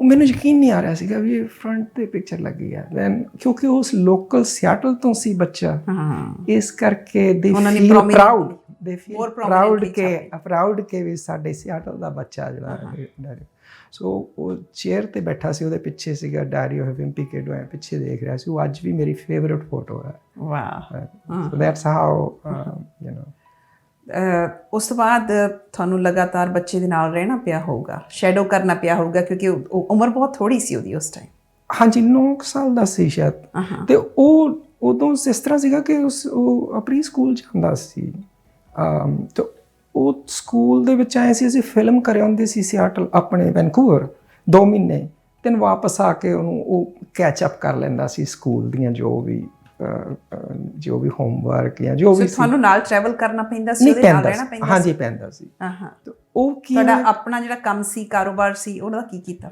ਉਹ ਇਸ ਤਰ੍ਹਾਂ ਸੀਗਾ ਕਿ ਉਹਦੇ ਵਿੱਚੋਂ ਕਿਉਂਕਿ ਆਪ ਬਿਜ਼ਨਸ ਓਨ ਕਰਦੇ ਸੀਗੇ ਤੇ ਜੈਸ ਹੋਰ US ਬੈਂਕ 'ਚ ਕੰਮ ਕਰਦੇ ਸੀ ਮੇਰੇ ਵਾਈਫ ਤਾਂ ਉਹ ਐਡਜਸਟ ਹੋ ਜਾਂਦਾ ਸੀਗਾ 2 ਮਹੀਨੇ ਚਲੋ ਜੈਸ ਵਿਲ ਹੈਲਪ ਮੀ ਆਊਟ ਔਰ I'll take ਕਰਨ with me so that will work out ਕਿਉਂਕਿ ਜਿਹੜੀਆਂ ਫਿਲਮਾਂ ਸੀ ਹਾਲੀਵੁੱਡ ਦੇ ਵਿੱਚ ਉਹ ਫਿਲਮਾਂ ਕਦੇ ਵੀ ਹਾਲੀਵੁੱਡ 'ਚ ਨਹੀਂ ਸ਼ੂਟ ਹੁੰਦੀਆਂ ਸੀ ਜ਼ਿਆਦਾਤਰ where they get a tax credit that's why all these 3 films shot in Vancouver ਕਿਉਂਕਿ ਉੱਥੇ ਆਪਣੀ ਪ੍ਰੋਡਕਸ਼ਨ ਕੰਪਨੀ ਨੂੰ ਟੈਕਸ ਕ੍ਰੈਡਿਟ ਮਿਲਦਾ ਸੀ ਤੇ ਤਾਂ ਕਰਕੇ ਸਾਨੂੰ ਸੌਖਾ ਸੀ ਕਿਉਂਕਿ ਅਸੀਂ ਸਿਆਟਲ ਰਹਿੰਦੇ ਸੀ ਸੋ 2 ਸਾਲ ਇਹ ਸਿਲਸਿਲਾ 2 ਫਿਲਮਾਂ ਤੋਂ ਚੱਲਦਾ ਰਿਹਾ ਤੇ ਜਦੋਂ ਦੂਸਰੀ ਫਿਲਮ ਫਿਨਿਸ਼ ਕੀਤੀ ਤਾਂ ਫਿਰ ਇਹਨੇ ਇੱਕ ਆਡੀਸ਼ਨ ਦਿੱਤਾ ਸੀ ਡਿਜ਼ਨੀ ਦਾ, ਜੈਸੀ ਦਾ। ਅੱਛਾ। ਤਾਂ ਉਹ he got selected and then because now is a TV series, you have to work every single day and in the morning, and we can't live in Seattle. And the Disney Channel explained to us, they said you have to come to Los Angeles. ਅੱਛਾ। So then ਸਾਡੇ ਜਿਹੜੇ businesses ਸੀ ਅਸੀਂ, we have to sell it. So there's no choice because we have to support his dream. L A move ਹੋ ਗਏ ਫਿਰ? We have to. We did. And sometimes people ask us, oh, did your daughter likes it? I said, this is not a question in our family, who likes or who don't like. ਅੱਛਾ। This is a question of support. You pack up your bag, you better move. We'll figure out what you like over there in Los Angeles. Kotkapura ਦੇ ਸਮਾਲਪੁਰ ਪਿੰਡ ਤੋਂ ਤੁਸੀਂ ਉੱਠ ਕੇ Seattle ਆ ਗਏ, Seattle ਤੋਂ ਤੁਸੀਂ ਐਲਏ ਚਲੇ ਗਏ, ਹੈ ਨਾ? ਅਮੇਜ਼ਿੰਗ ਜਰਨੀ ਹੈ। ਹਾਂਜੀ। ਟ੍ਰਾਂਜੀਸ਼ਨ ਜ਼ਬਰਦਸਤ ਹੈਗੀ ਆ। ਹਾਂਜੀ। ਇੱਕ ਛੋਟੇ ਜਿਹੇ ਪਿੰਡ ਤੋਂ ਉੱਠ ਕੇ ਐਲਏ ਪਹੁੰਚ ਜਾਣਾ, ਉਹ ਇੱਕ ਇਨਸਾਨ ਜਿਹੜਾ ਬਾਲੀਵੁੱਡ ਦੀਆਂ ਫਿਲਮਾਂ ਦੇਖ ਕੇ ਸੁਪਨੇ ਲਿਆ ਕਰਦਾ ਸੀ ਕਿ ਕਾਸ਼ ਕਿ ਮੈਨੂੰ ਵੀ ਕੋਈ ਇਹੋ ਜਿਹਾ ਮੌਕਾ ਮਿਲੇ। ਕੋਈ ਵੀ ਹੋਰ ਜਿਹੜਾ ਪੇਰੈਂਟ ਹੈ ਆਪਣੇ ਬੱਚੇ ਨੂੰ ਲੈ ਕੇ ਜਾਂਦਾ ਹੋਊਗਾ, ਮੇ ਬੀ ਉਸ ਦਾ ਉਸ ਤਰ੍ਹਾਂ ਦਾ ਇੰਟਰਸਟ ਨਹੀਂ ਹੋਊਗਾ। ਉਹਦਾ ਇੰਟਰਸਟ ਇਹੀ ਹੋਊਗਾ ਕਿ ਬੱਚਾ ਸਾਡਾ ਉੱਥੇ ਉਹਦਾ ਪੈਰ ਪੈ ਗਿਆ, ਸਟੈਪ ਉਹਦਾ ਹੋ ਗਿਆ, ਉਸ ਤੋਂ ਬਾਅਦ ਜ਼ਿੰਦਗੀ ਉਹਦੀ ਹੈ।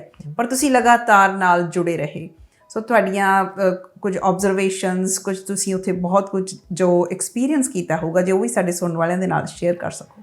ਹਾਂਜੀ, ਉੱਥੇ obviously nothing wrong with that. ਉਹ ਤਾਂ ਪੇਰੈਂਟਸ ਦੀ ਪ੍ਰੈਜ਼ੈਂਸ ਉੱਥੇ ਹੋਣੀ ਜ਼ਰੂਰੀ ਹੁੰਦੀ ਹੈ। ਅੱਛਾ। ਉਹ ਹਰ ਪੇਰੈਂਟਸ ਨੂੰ ਇੱਕ ਰੂਮ ਦਿੱਤਾ ਜਾਂਦਾ, ਚਾਈਲਡ ਤੇ ਪੇਰੈਂਟਸ ਨੂੰ। ਅੱਛਾ। ਤਾਂ ਉੱਥੇ ਉਹ ਆਪਦੇ ਕਾਸਟਿਊਮਸ ਚੇਂਜ ਕਰਦਾ, ਜਾਂ ਰਿਲੈਕਸ ਹੁੰਦਾ, ਜਾਂ ਟੀਵੀ ਵਾਚ ਕਰਨੀ ਹੈ, ਜਾਂ every time in between shorts he can come back to the room and relax. ਤੁਸੀਂ ਉਹਦੀ ਟੇਕ ਕੇਅਰ ਨਾਲੋਂ ਨਾਲ ਕਰ ਰਹੇ ਹੋ? ਹਾਂਜੀ। ਸੋ ਆਈ ਹੈਵ ਟੂ ਬੀ ਪਰ ਕਈ ਪੇਰੈਂਟਸ ਹੁੰਦੇ, ਜਿਵੇਂ ਤੁਸੀਂ ਜ਼ਿਕਰ ਕੀਤਾ, ਕਈਆਂ ਦਾ ਫਿਲਮੀ ਲਾਈਨ 'ਚ ਇੰਨਾ ਇੰਟਰਸਟ ਨਹੀਂ ਹੁੰਦਾ, but they are there to support their children like I am doing. ਪਰ ਮੇਰਾ ਕਿਉਂਕਿ ਫਿਲਮ ਦੇ ਵਿੱਚ ਇੰਟਰਸਟ ਹੋਣ ਕਰਕੇ I rather spend more time behind the camera than sitting in my room. So ਮੈਂ ਜਿੰਨੇ ਵੀ ਸਾਲ ਉੱਥੇ ਕੰਮ ਦੇ ਕਰਨ ਨੇ ਕੰਮ ਕੀਤਾ, ਤਾਂ ਮੈਂ behind the camera I enjoyed watching and enjoyed learning that how they do this, how they do this shot, how they do this shot. So I ask questions to the directors and producers that if you don't mind, I have a question. They always answer the question very politely. Unless they are very busy, then I don't bother them. But usually I'm chit-chatting with the writers, because every Monday we have a script read, and all the writers stay in the room, and then we go through the reading. Executive producers are there, so I kind of learning what level they have, what we don't have back home. ਮਨ ਦੇ ਵਿੱਚ ਜਦੋਂ ਫਿਰ ਖਿਆਲ ਆਇਆ ਹੋਊਗਾ ਕਿ ਇਹ ਸਾਰਾ ਕੁਝ ਸਾਡੀ ਫਿਲਮ ਇੰਡਸਟਰੀ ਦੇ ਵਿੱਚ, ਖਾਸ ਕਰਕੇ ਪੰਜਾਬੀ ਫਿਲਮ ਇੰਡਸਟਰੀ ਦੇ ਵਿੱਚ ਵੀ ਹੋਵੇ ਤਾਂ ਵਧੀਆ ਹੋਊਗਾ। ਤੇ ਤੁਸੀਂ ਜਮਰੌਦ ਦੇ EP ਬਣ ਗਏ। ਜਮਰੌਦ ਫਿਲਮ ਜਦੋਂ ਆਈ, ਉਹਦੇ ਤੁਸੀਂ ਐਗਜ਼ੈਕਟਿਵ ਪ੍ਰੋਡਿਊਸਰ ਦੇ ਤੌਰ ਦੇ ਉੱਤੇ ਆਏ। ਇੱਕ ਤਾਂ ਤੁਹਾਡਾ ਆਪਣਾ ਸੁਪਨਾ ਵੀ ਸੀ, ਦੂਸਰਾ ਤੁਸੀਂ ਸਾਰਾ ਆਪਣਾ ਜਿਹੜਾ ਐਕਸਪੀਰੀਅੰਸ ਸੀ, ਜੋ ਕੁਝ ਤੁਹਾਨੂੰ ਲੱਗਦਾ ਸੀ ਕਿ ਉਹ ਆਪਣੀਆਂ ਫਿਲਮਾਂ ਦੇ ਵਿੱਚ ਅਪਲਾਈ ਕੀਤਾ ਜਾ ਸਕਦਾ। How was that? ਉਹ ਮੇਰੇ ਦੋਸਤ ਸੀ, ਸ਼ਾਰਟ ਫਿਲਮਾਂ ਬਣਾਈਆਂ ਉਹਨਾਂ ਨੇ, ਨਵਤੇਜ ਸੰਧੂ। ਹਾਂਜੀ। ਤਾਂ ਉਹਨਾਂ ਨੇ ਕੋਈ ਫਿਲਮ ਇਸ ਤਰ੍ਹਾਂ ਮਾਈਂਡ 'ਚ ਸੀਗੀ, ਤਾਂ ਉਹ ਉਹਨਾਂ ਦੇ ਜਿਹੜੇ ਪ੍ਰੋਡਿਊਸਰ ਸੀ ਬੌਬੀ ਭਾਜੀ, ਉਹਨਾਂ ਨੇ ਮੌਕਾ ਦਿੱਤਾ। ਆਮ ਸ਼ੋਰ ਨਵਤੇਜ ਹੋਰਾਂ ਨੇ ਮੇਰਾ ਨਾਮ ਰਿਕਮੈਂਡ ਕੀਤਾ। ਤਾਂ I am like grateful for that opportunity ਕਿ ਮੈਨੂੰ ਉੱਥੇ ਬਹੁਤ ਕੁਝ ਸਿੱਖਣ ਨੂੰ ਮਿਲਿਆ। ਮੈਂ ਕੁਛ ਉੱਥੇ ਅਪਲਾਈ ਨਹੀਂ ਇੰਨਾ ਕਰ ਸਕਿਆ, but I learned a lot of things because the environment is totally different than ਉਹ ਕੀ ਡਿਫਰੈਂਟ ਹੈ, ਉਹ ਜਾਣਨਾ ਚਾਹਾਂਗੇ। ਉਹੀ ਜ਼ਿਆਦਾ ਇੰਟਰਸਟਿੰਗ ਹੋਊਗੀ ਕਿ ਅਸੀਂ ਹਾਲੀਵੁੱਡ ਨਹੀਂ ਦੇਖਿਆ, ਹਾਲੀਵੁੱਡ ਦੀਆਂ ਫਿਲਮਾਂ ਜ਼ਰੂਰ ਦੇਖੀਆਂ ਹੋਣਗੀਆਂ, ਤੁਸੀਂ ਬਿਹਾਈਂਡ ਦਾ ਕੈਮਰਾ ਦੇਖ ਕੇ ਆਏ ਹੋ, ਹੈ ਨਾ? ਹਾਂਜੀ। ਉਹ ਦਰਸ਼ਕਾਂ ਦੇ ਲਈ ਵੀ ਜਾਂ ਫਿਲਮ ਇੰਡਸਟਰੀ ਦੇ ਲੋਕਾਂ ਦੇ ਲਈ ਵੀ ਬਹੁਤ ਇੰਟਰਸਟਿੰਗ ਗੱਲਬਾਤ ਹੋਏਗੀ ਜੇ ਉਹ ਕੁਝ ਸਾਂਝਾ ਕਰ ਸਕੋ ਕਿ ਵੱਡਾ ਕੀ ਡਿਫਰੈਂਸ ਤੁਸੀਂ ਦੇਖਦੇ ਹੋ ਜੋ ਉੱਥੇ ਹੈ ਆਪਣੇ ਵਿੱਚ ਨਹੀਂ ਹੈ। ਉਹ ਆਈ ਥਿੰਕ ਐਂਟਰਟੇਨਮੈਂਟ ਇੰਡਸਟਰੀ ਦੇ ਕੁਝ ਬੇਸਿਕ ਜੇ ਕਾਇਦੇ ਕਾਨੂੰਨ ਹੁੰਦੇ ਆ ਜਿਨ੍ਹਾਂ ਜੋ ਤੁਹਾਨੂੰ ਅਪਣਾਉਣੇ ਹੀ ਪੈਂਦੇ ਆ। ਇੱਕ ਤਾਂ ਉਹ ਟਾਈਮ ਦੇ ਬਹੁਤ ਪੰਕਚੁਅਲ ਹੁੰਦੇ ਆ। They have to be right exact on time, they don't waste time. ਅੱਛਾ। ਉੱਥੇ ਜ਼ਿਆਦਾਤਰ ਕੀ ਹੁੰਦਾ ਕਿ ਕਈ ਵਾਰੀ ਉਹ ਐਵੇਂ ਹੀ ਐਕਟਰ ਨੂੰ 9 ਵਜੇ ਬੁਲਾ ਲਿਆ ਜਾਂਦਾ ਤੇ ਲਾਈਟਿੰਗ ਸੈੱਟ ਨਹੀਂ ਹੁੰਦੀ। ਕਈ ਵਾਰੀ ਟੇਕਸ ਫੋਰ ਉਹ ਹੋਮਵਰਕ ਨਹੀਂ ਕਰਦੇ, let's put it in this way. ਠੀਕ ਹੈ। So before you go page by page ਉਹਨਾਂ ਦਾ ਹੋਮਵਰਕ ਬਹੁਤ ਕੀਤਾ ਹੁੰਦਾ। ਸੋ ਲੈਟ ਇਟ ਪੁੱਟ ਦਿਸ ਵੇ ਕਿ ਵੀ ਉਹ ਕੀ ਕਰਦੇ ਆ ਤੇ ਅਸੀਂ ਕੀ ਕਰਦੇ ਆ। ਅਸੀਂ ਤਾਂ ਕਈ ਵਾਰੀ ਆਪਣੇ ਲੋਕ ਤਾਂ ਕਹਿ ਦਿੰਦੇ ਆ ਵੀ ਤੈਨੂੰ ਸਕ੍ਰਿਪਟ ਸੈੱਟ ਤੇ ਦੇ ਦਿਆਂਗੇ ਆ ਜੀ। That's unprofessional. That's unprofessional. Even lighting, it's so much verbal things which are not production meetings के lighting वाला ना बैठे है कि मैनू चीज़ पेज सीन next week करने हैं, इदी मैनू lighting 9 बजे done चाहिए है। So they're not organized. And that will cost them money. That will they waste their time. And they waste the energy. Sometimes ਕਿਸੇ ਦੇ ਤੁਸੀਂ ਫੇਕ ਜਿਹੜੀ ਅੱਗੇ ਆਪਣੀ ਦਾੜੀ ਲਾਈ ਹੋਈ ਆ ਉਹਨੂੰ ਤੁਸੀਂ 9 ਵਜੇ ਬੁਲਾ ਲਿਆ, ਉਹ ਵਿਚਾਰਾ ਰੋਟੀ ਕੁਛ ਖਾ ਨਹੀਂ ਸਕਦਾ ਬਿਕਾਜ਼ ਆਫ ਦੈਟ। ਉਹ ਮੁੜ ਕੇ 12 ਵਜੇ ਤੱਕ ਇਮੇਜਿਨ ਕਰੋ ਤੁਸੀਂ 9, 12 ਜਾਂ 1 ਵਜੇ ਤੋਂ ਸ਼ੂਟ ਸ਼ੁਰੂ ਕਰ ਰਹੇ ਆ ਤਾਂ ਉਹ ਵਿਚਾਰਾ ਆਲਰੇਡੀ ਟਾਇਰਡ ਆ। ਉਹਦੇ ਕਾਸਟਿਊਮਸ, ਉਹਦਾ makeup, and then you expect him to perform. How he's gonna perform? ਇਵੇਂ ਇੱਕ ਸਵਾਲ ਕੀਤਾ ਸੀ ਨਾ ਵੈਨਕੂਵਰ 'ਚ ਜਦੋਂ ਸ਼ੂਟ ਕਰ ਰਹੇ ਸੀ ਡਾਇਰੀ ਆਫ ਓਲੰਪਿਕ ਕਿਡ ਤੇ ਉੱਥੇ ਨਾ ਹੋਟਲ ਦੇ 2 ਹਿੱਸੇ ਆ। ਸਟਨ ਪੈਲੇਸ ਹੋਟਲ ਹੈ ਵੈਨਕੂਵਰ ਦੇ ਵਿੱਚ। ਉਹਦੇ 2 ਹਿੱਸੇ ਆ, ਇੱਕ ਪਾਸੇ ਸਿਰਫ ਰੂਮਸ ਆ ਲਾਈਕ ਜਿਵੇਂ 1 ਰੂਮ ਹੈ ਤੇ ਵੱਡੇ ਛੋਟੇ ਰੂਮ ਹੋਣਗੇ, ਇੱਕ ਪਾਸੇ ਅਪਾਰਟਮੈਂਟਸ ਆ। ਅੱਛਾ। ਸੋ ਉਹ ਮੈਂ ਐਗਜ਼ੈਕਟਿਵ ਪ੍ਰੋਡਿਊਸਰਸ ਨੂੰ ਇੱਕ ਸਵਾਲ ਕੀਤਾ ਵੀ ਆਪਣਾ ਸਾਰਾ ਕਰੂ ਇਹ ਅਪਾਰਟਮੈਂਟਸ 'ਚ ਰਹਿ ਰਿਹਾ ਤੇ ਮੈਨੂੰ ਜਿਹੜਾ ਕਰਨ ਦੇ ਨਾਲ ਅਪਾਰਟਮੈਂਟ ਦਿੱਤਾ ਸੀ ਉਹ 2 ਬੈਡਰੂਮ ਸੀ, ਲਿਵਿੰਗ ਰੂਮ ਸੀ, ਡਾਈਨਿੰਗ ਹਾਲ ਸੀ, ਕਿਚਨ ਸੀ। And I asked him because I didn't have a knowledge ਕਿ ਇਹ ਕਿਉਂ। ਅੱਛਾ। I don't need that. ਮੈਨੂੰ ਇੰਨਾ ਵੱਡਾ ਨਹੀਂ ਚਾਹੀਦਾ। ਠੀਕ ਹੈ। ਮੈਨੂੰ ਸਿਰਫ ਇੱਕ ਕਮਰਾ ਚਾਹੀਦਾ ਸੌਣ ਲਈ। ਤੇ ਕੀ ਜੌਬ ਸੀ ਉਹਨਾਂ ਦਾ? ਉਹ ਬੜਾ ਮੁਸਕਰਾਇਆ, ਉਹਨੇ ਸਾਰਿਆ, ਕਹਿੰਦਾ Harry that is not important what you need. The important is we want kids to feel home so they can perform better in the morning. So that's depth they think. ਇੰਨਾ ਸੋਚਦੇ artist ਬਾਰੇ ਕਿਉਂਕਿ ਬੱਚੇ ਆ, ਕੋਈ ਆਪਣੀ ਮਾਂ ਤੋਂ ਜੁਦਾ, ਕੋਈ ਆਪਣੇ ਪਿਓ ਨਾਲ ਆਇਆ ਹੋਇਆ ਜਿਵੇਂ ਕਰਨ ਮੇਰਾ ਆਇਆ ਸੀ, ਕੋਈ ਆਪਣੀ ਮਾਂ ਨਾਲ ਆਇਆ ਹੋਇਆ, ਕੋਈ ਪਿਓ ਤੋਂ ਜੁਦਾ, ਕੋਈ ਮਾਂ ਤੋਂ ਜੁਦਾ। I mean one parent can be shadow the kid, so they cannot afford both parents, but ਉਹ environment ਇਹੋ ਜਿਹਾ ਬਣਾਉਣਾ ਚਾਹੁੰਦੇ ਆ ਕਿ they feel home. That's why they did that. ਅੱਛਾ, ਹਾਲੀਵੁੱਡ ਦਾ ਐਕਸਪੀਰੀਅੰਸ ਜੇ ਤੁਸੀਂ ਪੰਜਾਬੀ ਫਿਲਮ ਇੰਡਸਟਰੀ ਦੇ ਵਿੱਚ, ਪੰਜਾਬੀ ਐਂਟਰਟੇਨਮੈਂਟ ਇੰਡਸਟਰੀ ਦੇ ਵਿੱਚ ਲੈ ਕੇ ਆਉਣਾ ਚਾਹੋ, ਕੀ ਤੁਸੀਂ ਆਪਣੇ ਆਪ ਨੂੰ ਤਿਆਰ ਮਹਿਸੂਸ ਕਰਦੇ ਹੋ ਜਾਂ ਤੁਸੀਂ ਪਲੈਨਿੰਗ ਕੀਤੀ ਹੋਈ ਹੈ ਕਿ ਇਸ ਐਕਸਪੀਰੀਅੰਸ ਨੂੰ ਮੈਂ ਵੇਸਟ ਨਹੀਂ ਕਰੂੰਗਾ, ਇਹਨੂੰ ਮੈਂ ਜ਼ਰੂਰੀ ਤੌਰ 'ਤੇ ਆਪਣੀ ਫਿਲਮ ਇੰਡਸਟਰੀ ਨੂੰ ਦਊਂਗਾ?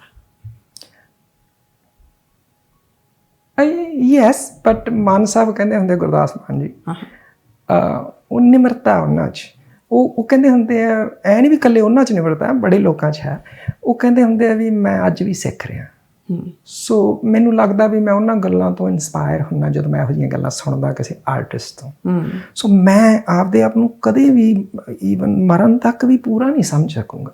ਮੈਂ ਸਿੱਖ ਰਿਹਾ, ਮੇਰੇ ਤੋਂ ਵੀ ਗਲਤੀਆਂ ਹੋਣਗੀਆਂ, ਵਿਚ ਇਜ਼ ਓਕੇ, ਦੈਟਸ ਨਾਰਮਲ। ਸੋ ਮੈਂ ਆਪਣਾ ਜਿਹੜਾ ਵੀ ਤਜਰਬਾ ਇੱਥੋਂ ਦਾ ਹੈ ਮੇਰੇ ਕੋਲ, ਉਹਨੂੰ ਮੈਂ ਕੋਸ਼ਿਸ਼ ਕਰੂੰਗਾ ਕਿ ਅਪਲਾਈ ਕੀਤਾ ਜਾਵੇ। ਲੇਕਿਨ ਉਹ ਕਿੰਨਾ ਹਾਰਡ ਹੋਊਗਾ ਉਹਦਾ ਸ਼ਾਇਦ ਮੈਨੂੰ ਅੰਦਾਜ਼ਾ ਨਹੀਂ ਹੈ, ਅਤੇ ਉਹਦੇ ਲਈ ਸ਼ਾਇਦ ਮੈਨੂੰ ਬਹੁਤ ਐਕਸਪਲੇਨ ਕਰਨਾ ਪਊਗਾ। ਇਹ ਡਿਪੈਂਡ ਕਰਦਾ ਵੀ ਅਗਲਾ ਬੰਦਾ ਉਹਨੂੰ ਕਿੰਨਾ ਸੀਰੀਅਸਲੀ ਲੈ ਰਿਹਾ, ਜਿਹਨੂੰ ਕਿਸ ਤਰ੍ਹਾਂ ਤੁਸੀਂ ਉਹ ਦੂਸਰਾ ਬੰਦਾ ਉਹਨੂੰ ਅਪਲਾਈ ਕਰ ਰਿਹਾ ਤੁਹਾਡੀ ਇੰਸਟਰਕਸ਼ਨਸ ਨੂੰ। ਕਿਉਂਕਿ ਇੱਥੇ ਜੋ ਤੁਸੀਂ ਕਹਿੰਦੇ ਕਿਸੇ ਨੂੰ ਵੀ ਆਪਣੀ ਪ੍ਰੋਡਕਸ਼ਨ ਮੀਟਿੰਗ ਆ ਚੀਜ਼ਾਂ, ਤਾਂ ਉੱਥੇ ਇੱਕ ਸਭ ਤੋਂ ਵੱਡਾ ਜਿਹੜਾ ਕਾਰਨ ਮੈਂ ਦੇਖਿਆ ਨਾ, ਇਟਸ ਜਿਹੜੀ ਹੈ ਨਾ, ਉੱਥੇ ਇੱਕ ਲਿਖਿਆ ਹੁੰਦਾ ਰਿਟਨ ਐਂਡ ਡਾਇਰੈਕਟਡ ਬਾਏ ਦਿਸ, ਉਹੀ ਗਲਤ ਹੁੰਦਾ। ਅੱਛਾ। ਹਾਂਜੀ, ਕਿਵੇਂ? ਉਹ ਗਲਤ ਇਹ ਹੁੰਦਾ ਕਿ it's okay to have a thought in your brain and you cannot develop a film or anything just by yourself. That doesn't call development. ਅੱਛਾ।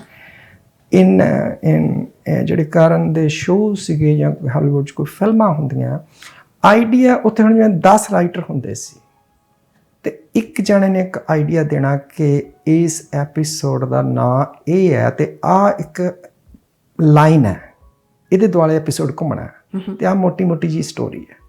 ਐਂਡ ਜਿਹੜੇ ਬਾਕੀ 9 ਹੁੰਦੇ ਸੀ ਉਹ ਹੈਲਪ ਕਰਦੇ ਸੀ ਜਿਹਦਾ ਬ੍ਰੇਨਸਟਾਰਮਿੰਗ ਹੁੰਦੀ ਸੀ। ਹਾਂ ਕਿ ਆਪਾਂ ਆਹ ਡਾਇਲੌਗ ਲਿਖਿਆ, ਉਹ ਘੁੰਮਦਾ, ਦੂਜਾ ਹੋਰ ਤਰ੍ਹਾਂ ਲਿਖਦਾ ਸੀ, ਤੀਜਾ ਹੋਰ ਤਰ੍ਹਾਂ ਲਿਖਦਾ ਸੀ, ਫਿਰ ਉਹ ਡਿਸਕਸ ਕਰਦੇ ਸੀ ਵੀ ਕਿਹਦਾ ਸਭ ਤੋਂ ਵਧੀਆ ਫਿੱਟ ਬੈਠਦਾ ਇਹਦੇ 'ਚ। ਉਹ ਫਿੱਟ ਕਰ ਦਿੰਦੇ ਸੀ। So that's what I think in English films, that's what the writing is. Their goal is not written and directed by this. So each episode is given credit to that person. For example, next ਆਪਣੀ ਦੱਸਾਂ ਜੋ ਤੁਸੀਂ ਇੱਕ idea ਦੇਤਾ, ਚਾਹੇ ਉਹ 9 ਬੰਦਿਆਂ ਨੇ ਕੰਮ ਕੀਤਾ ਉਹਦੇ ਤੇ, ਲੇਕਿਨ credit goes to you on the screen. Beautiful. And so every time who have an idea, so that's called teamwork. So when you say that ਇਹਦਾ ਮਤਲਬ ਤੁਸੀਂ ਉਹਦੇ ਤੇ ਆਈਡੀਏ ਤੇ ਜਾਂ ਕ੍ਰੀਏਟਿਵਿਟੀ ਤੇ ਇੱਕ ਲਿਡ ਪਾਤੀ ਕਿ ਜੋ ਡਾਇਰੈਕਟਰ ਨੂੰ ਪਤਾ ਹੈ, that's what he got. ਵਾਹ ਹੈਰੀ ਜੀ, ਬਹੁਤ ਚੀਜ਼ਾਂ ਤੁਹਾਡੇ ਕੋਲ ਹੋਰ ਜਿਹੜੀਆਂ ਸਿੱਖੀਆਂ ਜਾ ਸਕਦੀਆਂ, ਪੁੱਛੀਆਂ ਜਾ ਸਕਦੀਆਂ, ਇੰਨੇ ਇੱਕ ਥੋੜ੍ਹੇ ਸਮੇਂ ਦੇ ਵਿੱਚ ਨਹੀਂ ਹੋ ਸਕਦਾ, ਪਰ ਫਿਰ ਵੀ ਕੁਝ ਗੱਲਾਂ ਜ਼ਰੂਰੀ ਤੌਰ 'ਤੇ ਮੇਰੇ ਮਨ 'ਚ ਹੋਰ ਆ ਰਹੀਆਂ ਨੇ, ਮੈਂ ਉਹ ਚਾਹੁੰਦੀ ਜ਼ਰੂਰ ਦੱਸੋ ਪਲੀਜ਼। ਤੁਸੀਂ ਬਿਲਕੁਲ ਵੱਖਰੇ ਤਰ੍ਹਾਂ ਦੇ ਕਲਚਰ ਦੇ ਵਿੱਚ ਹੋ, ਜੋ ਤੁਸੀਂ LA ਦੀ ਗੱਲ ਕਰਦੇ ਹੋ, ਤੁਸੀਂ ਬਿਲਕੁਲ ਵੱਖਰੇ ਤਰ੍ਹਾਂ ਦਾ ਮਾਹੌਲ ਹੈ, ਕਰਨ ਦੀ ਵਜ੍ਹਾ ਕਰਕੇ ਤੁਸੀਂ ਉਸ ਮਾਹੌਲ ਦੇ ਵਿੱਚ ਚਲੇ ਗਏ। ਪਰ ਮੇਰੇ ਮਨ 'ਚ ਹਮੇਸ਼ਾ ਇਹ ਚੀਜ਼ ਆਉਂਦੀ ਹੈ ਕਿ ਤੁਸੀਂ ਪੰਜਾਬੀ ਨਾਲ ਇੰਨੀ ਜ਼ਿਆਦਾ ਡੂੰਘਾਈ ਦੇ ਨਾਲ ਕਿਵੇਂ ਜੁੜੇ ਹੋਏ ਹੋ। ਤੁਸੀਂ ਲਿਖਦੇ ਬਹੁਤ ਖੂਬਸੂਰਤ ਹੋ, ਪੰਜਾਬੀ ਦੇ ਵਿੱਚ ਤੁਸੀਂ ਬੋਲਦੇ ਬਹੁਤ ਵਧੀਆ ਹੋ, ਬਾਵਜੂਦ ਇਸ ਦੇ ਕਿ ਵੀ ਤੁਸੀਂ ਇੰਨਾ ਇਹੋ ਜਿਹੇ ਮਾਹੌਲ ਦੇ ਵਿੱਚ ਹੋ, ਇੰਨਾ ਵਧੀਆ ਤੁਸੀਂ ਲਿਖ ਰਹੇ ਹੋ, ਇੰਨਾ ਵਧੀਆ ਯਕੀਨਨ ਤੌਰ 'ਤੇ ਤੁਸੀਂ ਪੜ੍ਹਦੇ ਵੀ ਹੋਗੇ। ਇਹ ਜਿਹੜੀ ਚੀਜ਼ ਹੈ ਇਹਨੂੰ ਕਿੱਦਾਂ ਤੁਸੀਂ ਬਰਕਰਾਰ ਰੱਖ ਸਕੇ ਕਿ ਆਪਣੇ ਕਲਚਰ ਦੇ ਨਾਲ ਵੀ ਜੁੜੇ ਹੋਏ ਆ, ਤੁਸੀਂ ਪੰਜਾਬੀ ਫਿਲਮਾਂ ਵੀ ਦੇਖਦੇ ਹੋ, ਤੁਸੀਂ ਹਿੰਦੀ ਫਿਲਮਾਂ ਵੀ ਦੇਖਦੇ ਹੋ। ਬਹੁਤ ਸੌਖਾ ਹੁੰਦਾ ਇਸ ਚੀਜ਼ ਦਾ ਕਿ ਜਦੋਂ ਜੋ ਚੀਜ਼ ਪਿੱਛੇ ਰਹਿ ਗਈ ਤੁਸੀਂ ਪਿੱਛੇ ਮੁੜ ਕੇ ਨਹੀਂ ਦੇਖਦੇ, ਪਰ ਤੁਸੀਂ ਪਿੱਛੇ ਵੀ ਮੁੜ ਕੇ ਦੇਖ ਰਹੇ ਹੋ। ਕਿੱਦਾਂ ਪੋਸੀਬਲ ਹੈ? ਹਾਂਜੀ, ਆਈ ਥਿੰਕ ਮੈਨੂੰ ਕਿਤਾਬਾਂ ਦਾ ਸ਼ੌਂਕ ਰਿਹਾ ਹਮੇਸ਼ਾ, ਪਰ ਮੈਨੂੰ ਨਾ ਬਹੁਤੇ ਜਿਹੜੇ ਰਾਈਟਰ ਜਿਹੜੇ ਇੱਥੇ ਦਿਖੇ ਮੈਨੂੰ, ਇੱਥੇ ਵਿਚਰਦੇ ਰਹਿੰਦੇ, ਮੈਜੋਰਟੀ ਰਾਈਟਰ ਆਪਣੇ, ਹੁਣ ਜਿਵੇਂ ਤੁਹਾਡੇ ਕੋਲ ਸ਼ਿਵ ਕੁਮਾਰ ਦੀ ਕਿਤਾਬ ਪਈ ਹੈ ਨਾ, ਇਹਨੂੰ ਮੈਂ ਮਤਲਬ ਕਿ ਮੇਰਾ ਜੀ ਕਰੂਗਾ ਪੜ੍ਹਨ ਲਈ, ਪਰ ਜਿਨ੍ਹਾਂ ਦਾ ਮੇਰਾ ਵਾਸਤਾ ਪਿਆ ਆਮ, ਪਰ ਮੈਂ ਧਿਆਨ ਨਹੀਂ ਦਿੱਤਾ ਜ਼ਿਆਦਾ ਉਹਨਾਂ 'ਚ, ਅਤੇ ਉਹ ਜਿਹੜੇ ਰਾਈਟਰ ਇਹੋ ਜਿਹੇ ਸੀਗੇ ਜਿਹੜੇ ਕਿਤਾਬਾਂ ਦੀ ਘਰੇ ਬੈਠੇ, ਉਹਨਾਂ ਨੂੰ ਸ਼ੌਂਕ ਸੀ ਲਿਖਣ ਦਾ, ਕਿਤਾਬਾਂ ਦੀ ਗਿਣਤੀ ਵਧਾ ਰਹੇ ਸੀ। ਉਹਨਾਂ ਦੇ ਦਿਮਾਗ 'ਚ ਕੋਈ ਆਇਆ, ਉਹਨਾਂ ਨੇ ਲਿਖਤਾ, ਆਪਦੀ ਕਿਤਾਬ ਆਪ ਹੀ ਪੈਸੇ ਨਾਲ ਛਪਾ ਲਈ ਅਤੇ ਆਪ ਹੀ ਜਿਹੜਾ ਵੀ ਘਰੇ ਆਉਂਦਾ ਸੀ ਉਹਨੂੰ ਵੰਡੀ ਜਾਣੀ ਉਹਨਾਂ ਨੇ ਕਿਤਾਬ। So that kind of writer I scene, and some time ਮੈਂ ਉਹਨਾਂ ਨੂੰ ਕੁਛ ਕਹਿ ਨਹੀਂ ਸਕਦਾ ਸੀ, ਅਤੇ ਮੈਂ ਕਿਹਾ ਯਾਰ ਵੀ ਨਹੀਂ, ਬਟ ਜੇ ਉਹ ਧੱਕੇ ਨਾਲ ਦੇ ਵੀ ਦਿੰਦੇ ਸੀ ਤਾਂ ਉਹ that book is not capable of having into your library, ਹੈ ਨਾ। ਸੋ ਮੈਂ ਉਹਨਾਂ ਨੂੰ ਇਹ ਨਹੀਂ ਕਹਿ ਰਿਹਾ ਵੀ ਉਹ ਕਿਉਂ ਕਰ ਰਿਹਾ, ਆਈ ਡੋਂਟ ਨੋ ਕਿਉਂ ਕਰ ਰਿਹਾ, ਉਹ ਉਹਨਾਂ ਦਾ ਸ਼ਾਇਦ ਸ਼ੌਂਕ ਪੂਰਾ ਹੋ ਰਿਹਾ, ਓਕੇ। ਪਰ ਮੈਨੂੰ ਚੰਗੀਆਂ ਕਿਤਾਬਾਂ ਪੜ੍ਹਨ ਦਾ ਸ਼ੌਂਕ ਸੀ, ਮੈਨੂੰ ਮੋਟੀਵੇਸ਼ਨਲ ਬੁੱਕਸ, ਅੱਜ ਵੀ ਮੋਟੀਵੇਸ਼ਨਲ ਬੁੱਕਸ ਪੜ੍ਹਨਾ ਚਾਹੀਦਾ। ਮੈਂ ਰਾਣਾ ਰਣਬੀਰ ਤੋਂ ਸਿੱਖਿਆ ਕਿ ਉਹ ਕਿਤਾਬਾਂ ਗਿਫਟ ਕਰਦਾ ਹੁੰਦਾ, ਅਤੇ ਮੈਨੂੰ ਉੱਥੋਂ ਇਹ ਚੇਟਕ ਜਿਹੀ ਲੱਗੀ ਕਿ ਮੈਨੂੰ ਆਹ ਬਹੁਤ ਵਧੀਆ ਗੱਲ ਲੱਗਦੀ ਹੈ। ਠੀਕ ਹੈ, ਕਿਸੇ ਨੂੰ ਗਿਫਟ ਕਰੀਏ, ਕਿਤਾਬ ਕਰੀਏ, ਗਾਉਣਾ ਉਹਨੂੰ ਆਪਸ਼ਨ ਦਿੱਤੀ ਹੈ ਪੜ੍ਹਨ ਦੀ, ਅਤੇ ਜੇ ਉਹਦਾ ਜੀ ਕਰੂਗਾ ਤਾਂ ਉਹਦੇ 'ਚੋਂ ਸ਼ਾਇਦ 4 ਗੱਲਾਂ ਚੰਗੀਆਂ ਸਿੱਖ ਕੇ ਉਹ ਅਪਲਾਈ ਕਰੂਗਾ ਆਪਦੀ ਲਾਈਫ 'ਤੇ। That is also part of helping our community to each individual, that may be that ਬਹੁਤ ਵਧੀਆ ਤਰੀਕੇ ਨਾਲ ਹੈਲਪ ਹੋ ਜੇ, ਉਹਦਾ ਸੋਚਣ ਦਾ ਨਜ਼ਰੀਆ ਬਦਲ ਜੇ, ਐਂਡ ਇਹੀ ਚਾਹੀਦਾ ਹੁੰਦਾ, ਸ਼ਿਫਟ ਹੀ ਜ਼ਰੂਰੀ ਹੈ। ਬਿਲਕੁਲ। ਅੱਛਾ, ਇੱਕ ਹੋਰ ਇੰਟਰਸਟਿੰਗ ਚੀਜ਼ ਮੈਂ ਜਾਣਨਾ ਚਾਹੁੰਦੀ ਤੁਹਾਡੇ ਕੋਲੋਂ, ਪੰਜਾਬੀ ਇੰਨੀ ਖੂਬਸੂਰਤ ਬੋਲਦੇ ਹੋ। ਤੁਹਾਡੇ ਪਤਨੀ ਜੈ ਸੁਨੀ, ਮੈਂ ਉਹਨਾਂ ਨੂੰ ਮਿਲੇ, ਉਹ ਵੀ ਪੰਜਾਬੀ ਬਹੁਤ ਵਧੀਆ ਬੋਲਦੇ ਆ। ਤੁਹਾਡੀ ਬੇਟੀ ਆ, ਉਹ ਵੀ ਪੂਰੀ ਤਰ੍ਹਾਂ ਵਾਬਸਤਾ ਕਲਚਰ ਦੇ ਨਾਲ। ਜਿਸ ਵੇਲੇ ਕਰਨ ਇੰਡੀਅਨ ਓਰੀਜਨ ਦੇ ਜਿਹੜੇ ਕੈਰੈਕਟਰ ਆ ਉਹ ਪਲੇ ਕਰ ਰਿਹਾ, ਉਹਨੂੰ ਉਸ ਤਰ੍ਹਾਂ ਦੇ ਰੋਲ ਮਿਲ ਰਹੇ ਆ, ਤੇ ਮੈਨੂੰ ਪਤਾ ਲੱਗਾ ਕਿ ਉਹਨੂੰ ਡਾਇਲੈਕਟ ਕੋਚ ਲੈਣਾ ਪਿਆ। Is that right? ਆਪਣੀ ਜਿਹੜੀ ਇੰਡੀਅਨ ਟਾਈਪ ਦੀ ਅੰਗਰੇਜ਼ੀ ਬੋਲਣ ਦੇ ਲਈ ਉਹਨੂੰ ਕੋਚ ਲੈਣਾ ਪਿਆ। ਹਾਂਜੀ, ਥੋੜਾ ਜਿਹਾ ਉਸ ਬਾਰੇ ਵੀ ਦੱਸੋ। ਹਾਂਜੀ, ਉਹ ਐਕਚੁਅਲੀ ਜੈਸ ਨੇ ਕਾਫੀ ਹੈਲਪ ਕੀਤੀ ਉਹਦੇ 'ਚ। ਸੋ ਇਹ ਮਤਲਬ ਪਰਪਸ ਇਹੀ ਸੀ ਕਿ ਵੀ ਬੱਚਾ ਪੂਰੀ ਤਰ੍ਹਾਂ ਤਿਆਰ ਹੋਣਾ ਚਾਹੀਦਾ, ਜਿੱਦਾਂ ਤੁਸੀਂ ਪਹਿਲਾਂ ਕਿਹਾ ਕਿ ਵੀ ਟ੍ਰੇਨਿੰਗ ਮਸਟ ਆ। ਹਾਂਜੀ, ਕਈ ਵਾਰੀ ਉਹ ਐਪੀਸੋਡ ਲਿਖਦੇ ਸੀਗੇ ਤੇ executive producers become our friends. ਅੱਛਾ। ਐਂਡ ਉਹ they have access with us on the phone or text. ਤੇ ਉਹ ਕਈ ਵਾਰੀ ਕੋਈ ਐਪੀਸੋਡ ਤੇ ਲਿਖ ਰਹੇ ਆ ਤੇ ਉਹ ਕਰਨ ਨੇ ਕਿਹਾ ਸੀ ਮੇਰੇ ਮੰਮਾ ਦੱਸ ਦੂਗੀ ਤੁਹਾਨੂੰ ਜਾਂ ਮੇਰੇ ਡੈਡ ਦੱਸ ਦੇਣਗੇ। ਅੱਛਾ। ਤੋ ਉਹ ਜੈਸ ਨੂੰ ਟੈਕਸਟ ਕਰਦੇ ਸੀ, ਵਾਟ ਇਜ਼ ਦੈਟ ਮੀਨ, ਕਿ ਅਸੀਂ ਇਹਨੂੰ ਐਂ ਕਹਿਣਾ ਕਿਵੇਂ ਲਿਖੀਏ, ਅਸੀਂ ਇਹਨੂੰ ਐਂ ਕਹਿਣਾ। So Jess become a little helper into writing, that helping in a small words, ਇਹਨੂੰ ਕਿਸ ਤਰ੍ਹਾਂ ਕਹਿਣਾ। ਸੋ ਦੈਟ ਇਜ਼ ਜਿਹੜਾ ਕੋਚਿੰਗ ਦਾ ਜਿਹੜਾ ਕੰਮ ਸੀਗਾ ਉਹ ਜੈਸ ਨੇ ਕਾਫੀ ਖੂਬਸੂਰਤੀ ਨਾਲ ਨਿਭਾਇਆ। ਪਰ ਕਈ ਵਾਰੀ ਉਹ ਗੂਗਲ ਵੀ ਕਰਦੇ ਸੀ, ਦੇਖਦੇ ਸੀ, ਪਰ ਪ੍ਰੋਨਾਂਸੀਏਸ਼ਨ ਕਿਵੇਂ ਕਰਨੀ ਹੈ, ਕਿਸ ਤਰ੍ਹਾਂ ਕਰਨਾ। ਕਈ ਵਾਰੀ ਸੈੱਟ ਤੇ ਵੀ ਸਾਨੂੰ ਪੁੱਛ ਲੈਂਦੇ ਸੀ, ਜਦੋਂ ਐਪੀਸੋਡ ਚੱਲ ਰਿਹਾ ਹੁੰਦਾ ਸੀ ਉਦੋਂ ਸਾਨੂੰ ਕਹਿੰਦੇ ਸੀ ਵੀ you must come, don't miss this episode, we need you. ਤੇ ਉਹ ਜਦੋਂ ਸ਼ੂਟ ਕਰ ਰਹੇ ਸੀ, ਅੱਛਾ ਇਹ ਪ੍ਰੋਨਾਂਸ ਠੀਕ ਕਰ ਰਿਹਾ, ਸੋ ਫਿਰ ਜੈਸ ਅੱਗੇ ਜਾ ਕੇ ਦੱਸਦੇ ਸੀ ਬੇਟਾ ਇਹ ਵਰਡ ਨੂੰ ਇਸ ਤਰ੍ਹਾਂ ਕਹਿਣਾ, ਉਹਨੂੰ ਉਹ ਬ੍ਰੇਕ ਡਾਊਨ ਕਰ ਦਿੰਦੀ ਸੀ।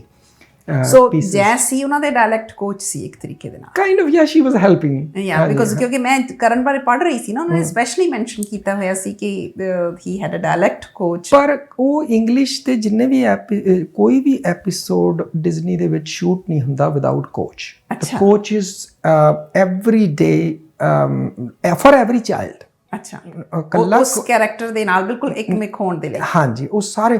ਇਹ ਮੈਂ ਤੁਹਾਨੂੰ ਗੱਲ ਇਹ ਜੈਸ ਹੋਰਾਂ ਦੀ ਦੱਸ ਰਿਹਾ ਕਿ ਉਹ ਸਿਰਫ ਕਈ ਵਾਰੀ ਕੋਈ ਹਿੰਦੀ ਵਰਡਸ ਹੁੰਦੇ ਆ, ਉਹਦੇ ਬਾਰੇ ਕੋਈ ਟਰਾਂਸਲੇਸ਼ਨ, ਉਹਦੀ ਪ੍ਰੋਨਾਂਸੀਏਸ਼ਨ, ਇਹਨੂੰ ਪੰਜਾਬੀ 'ਚ ਕਿਵੇਂ ਕਿਹਾ ਜਾਂ ਮੈਨੂੰ ਹਿੰਦੀ 'ਚ ਕਿਵੇਂ ਕਹਿਣਾ, ਜਾਂ ਕੋਈ ਇਹਨੂੰ ਬੰਗਲਾ 'ਚ ਕਿਵੇਂ ਕਹਿਣਾ, because she is from Calcutta, so she is fluently speak Bengali. ਅੱਛਾ। ਤੇ ਉਹ ਸੀਗਾ। ਪਰ ਇੰਗਲਿਸ਼ ਦਾ ਕੋਚ ਜਿਵੇਂ ਹੁਣ 4 ਕਰੈਕਟਰਸ ਆ ਜਾਂ 5 ਕਰੈਕਟਰਸ ਆ, ਉਹ ਇੰਗਲਿਸ਼ ਦਾ ਕੋਚ ਡਿਜ਼ਨੀ ਚੈਨਲ ਨੇ ਹਾਇਰ ਕੀਤਾ ਹੁੰਦਾ ਐਵਰੀ ਸ਼ੋ ਦੇ ਡੂ। ਜਿੰਨੇ ਬਾਲੀਵੁੱਡ ਦੇ ਐਕਟਰ ਨੇ ਜਾਂ ਪੰਜਾਬੀ ਫਿਲਮ ਇੰਡਸਟਰੀ ਦੇ ਐਕਟਰ ਨੇ, ਕਿਤੇ ਨਾ ਕਿਤੇ ਮਨ ਦੇ ਵਿੱਚ ਸੁਪਨਾ ਜ਼ਰੂਰ ਹੁੰਦਾ ਕਿ ਕਾਸ਼ ਇੱਕ ਦਿਨ ਕੋਈ ਹਾਲੀਵੁੱਡ ਦੀ ਫਿਲਮ ਕਰਨ ਦਾ ਮੌਕਾ ਮਿਲੇ, ਚਾਹੇ ਇੱਕ ਹੀ ਫਿਲਮ, ਚਾਹੇ ਥੋੜ੍ਹਾ ਜਿਹਾ ਹੀ ਰੋਲ ਹੋਵੇ। ਪਰ ਕਰਨ ਇੱਕ ਐਸਾ ਪੰਜਾਬੀ ਪਰਿਵਾਰ ਦਾ ਬੱਚਾ ਹੈ ਜਿਹੜਾ ਆਲਰੇਡੀ ਜਿਹਨੇ ਸ਼ੁਰੂਆਤ ਹੀ ਹਾਲੀਵੁੱਡ ਤੋਂ ਕੀਤੀ ਆ। ਕਦੇ ਮਨ ਦੇ ਵਿੱਚ ਤੁਹਾਡੇ ਖਿਆਲ ਆਇਆ ਹੋਵੇ ਜਾਂ ਕਦੇ ਕਰਨ ਨੇ ਇਹ ਗੱਲ ਸ਼ੇਅਰ ਕੀਤੀ ਹੋਵੇ ਕਿ ਮੈਂ ਕੁਝ ਬਾਲੀਵੁੱਡ 'ਚ ਵੀ ਕਰਨਾ ਚਾਹੁੰਦਾ? ਕਦੇ ਉਹਨੇ ਕਦੇ ਜ਼ਿਕਰ ਨਹੀਂ ਕੀਤਾ, ਕਿਉਂਕਿ ਇੱਕ ਤਾਂ ਉਹਨੂੰ ਇੰਨੀ ਪਰਫੈਕਟਲੀ ਜਾਂ ਕਹਿ ਲਓ ਵੀ ਥੋੜ੍ਹੀ ਬਹੁਤ ਵੀ ਹਿੰਦੀ ਬੋਲਣੀ ਨਹੀਂ ਆਉਂਦੀ। ਓਕੇ।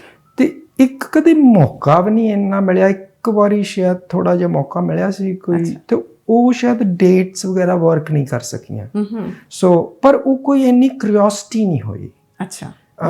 ਕਿਉਂਕਿ ਉਹ ਐਜ਼ ਏ ਸ਼ੌਕ, ਉਹਨੂੰ ਮੈਂ ਕਦੇ ਮਨਾ ਨਹੀਂ ਕੀਤਾ। ਮੈਂ ਈਵਨ ਕਿ ਪੰਜਾਬੀ ਫਿਲਮ ਕਰਨੀ ਹੈ ਜਾਂ ਹਿੰਦੀ ਕਰਨੀ ਆ, I never told him not to do it.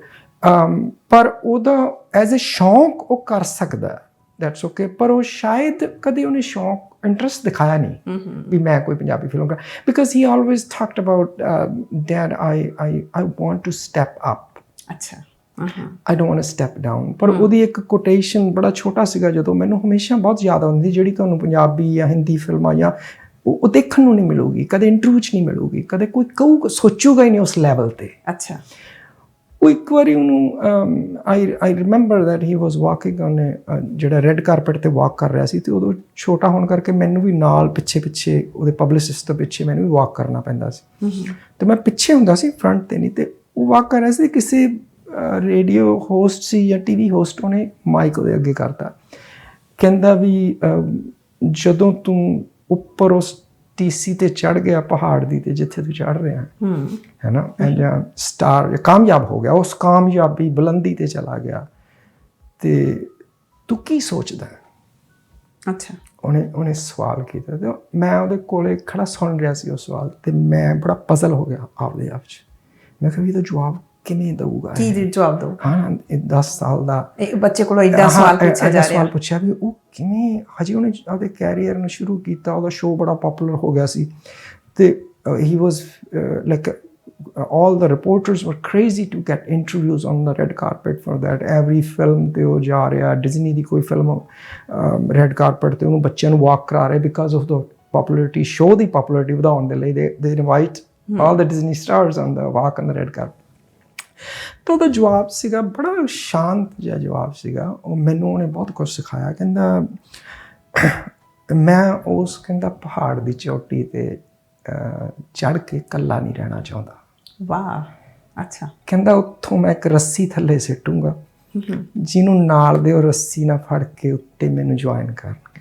Beautiful, ਬਹੁਤ ਵਧੀਆ। ਸੋ ਉਹ ਮੈਨੂੰ ਉਸ ਗੱਲ ਤੋਂ ਇੰਨੀ ਇੰਸਪਾਇਰੇਸ਼ਨ ਮਿਲੀ। ਮੈਂ ਕਿਹਾ ਕੀ ਬਾਤ ਹੈ। ਮੈਂ ਕਿਹਾ ਵੀ ਇਹ ਤੂੰ ਕਦੇ ਪੜ੍ਹੀ ਸੀ ਗੱਲ? ਕਹਿੰਦਾ ਨਹੀਂ। ਕਹਿੰਦਾ I thought this is the best answer. I said yes. So somewhere, somehow it's ego ਹੈ ਨਹੀਂ, ਇਮਾਨਦਾਰੀ ਹੈ।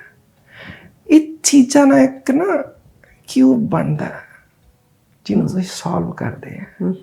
ਜਦੋਂ ਇੱਕ ਵੀ ਚੀਜ਼ ਮਿਸਿੰਗ ਹੁੰਦੀ ਹੈ, just like a lot of numbers, you don't win. ਹਾਂ, 6 ਦੇ 6 ਨੰਬਰ ਮੈਚ ਕਰਨੇ ਚਾਹੀਦੇ ਆ।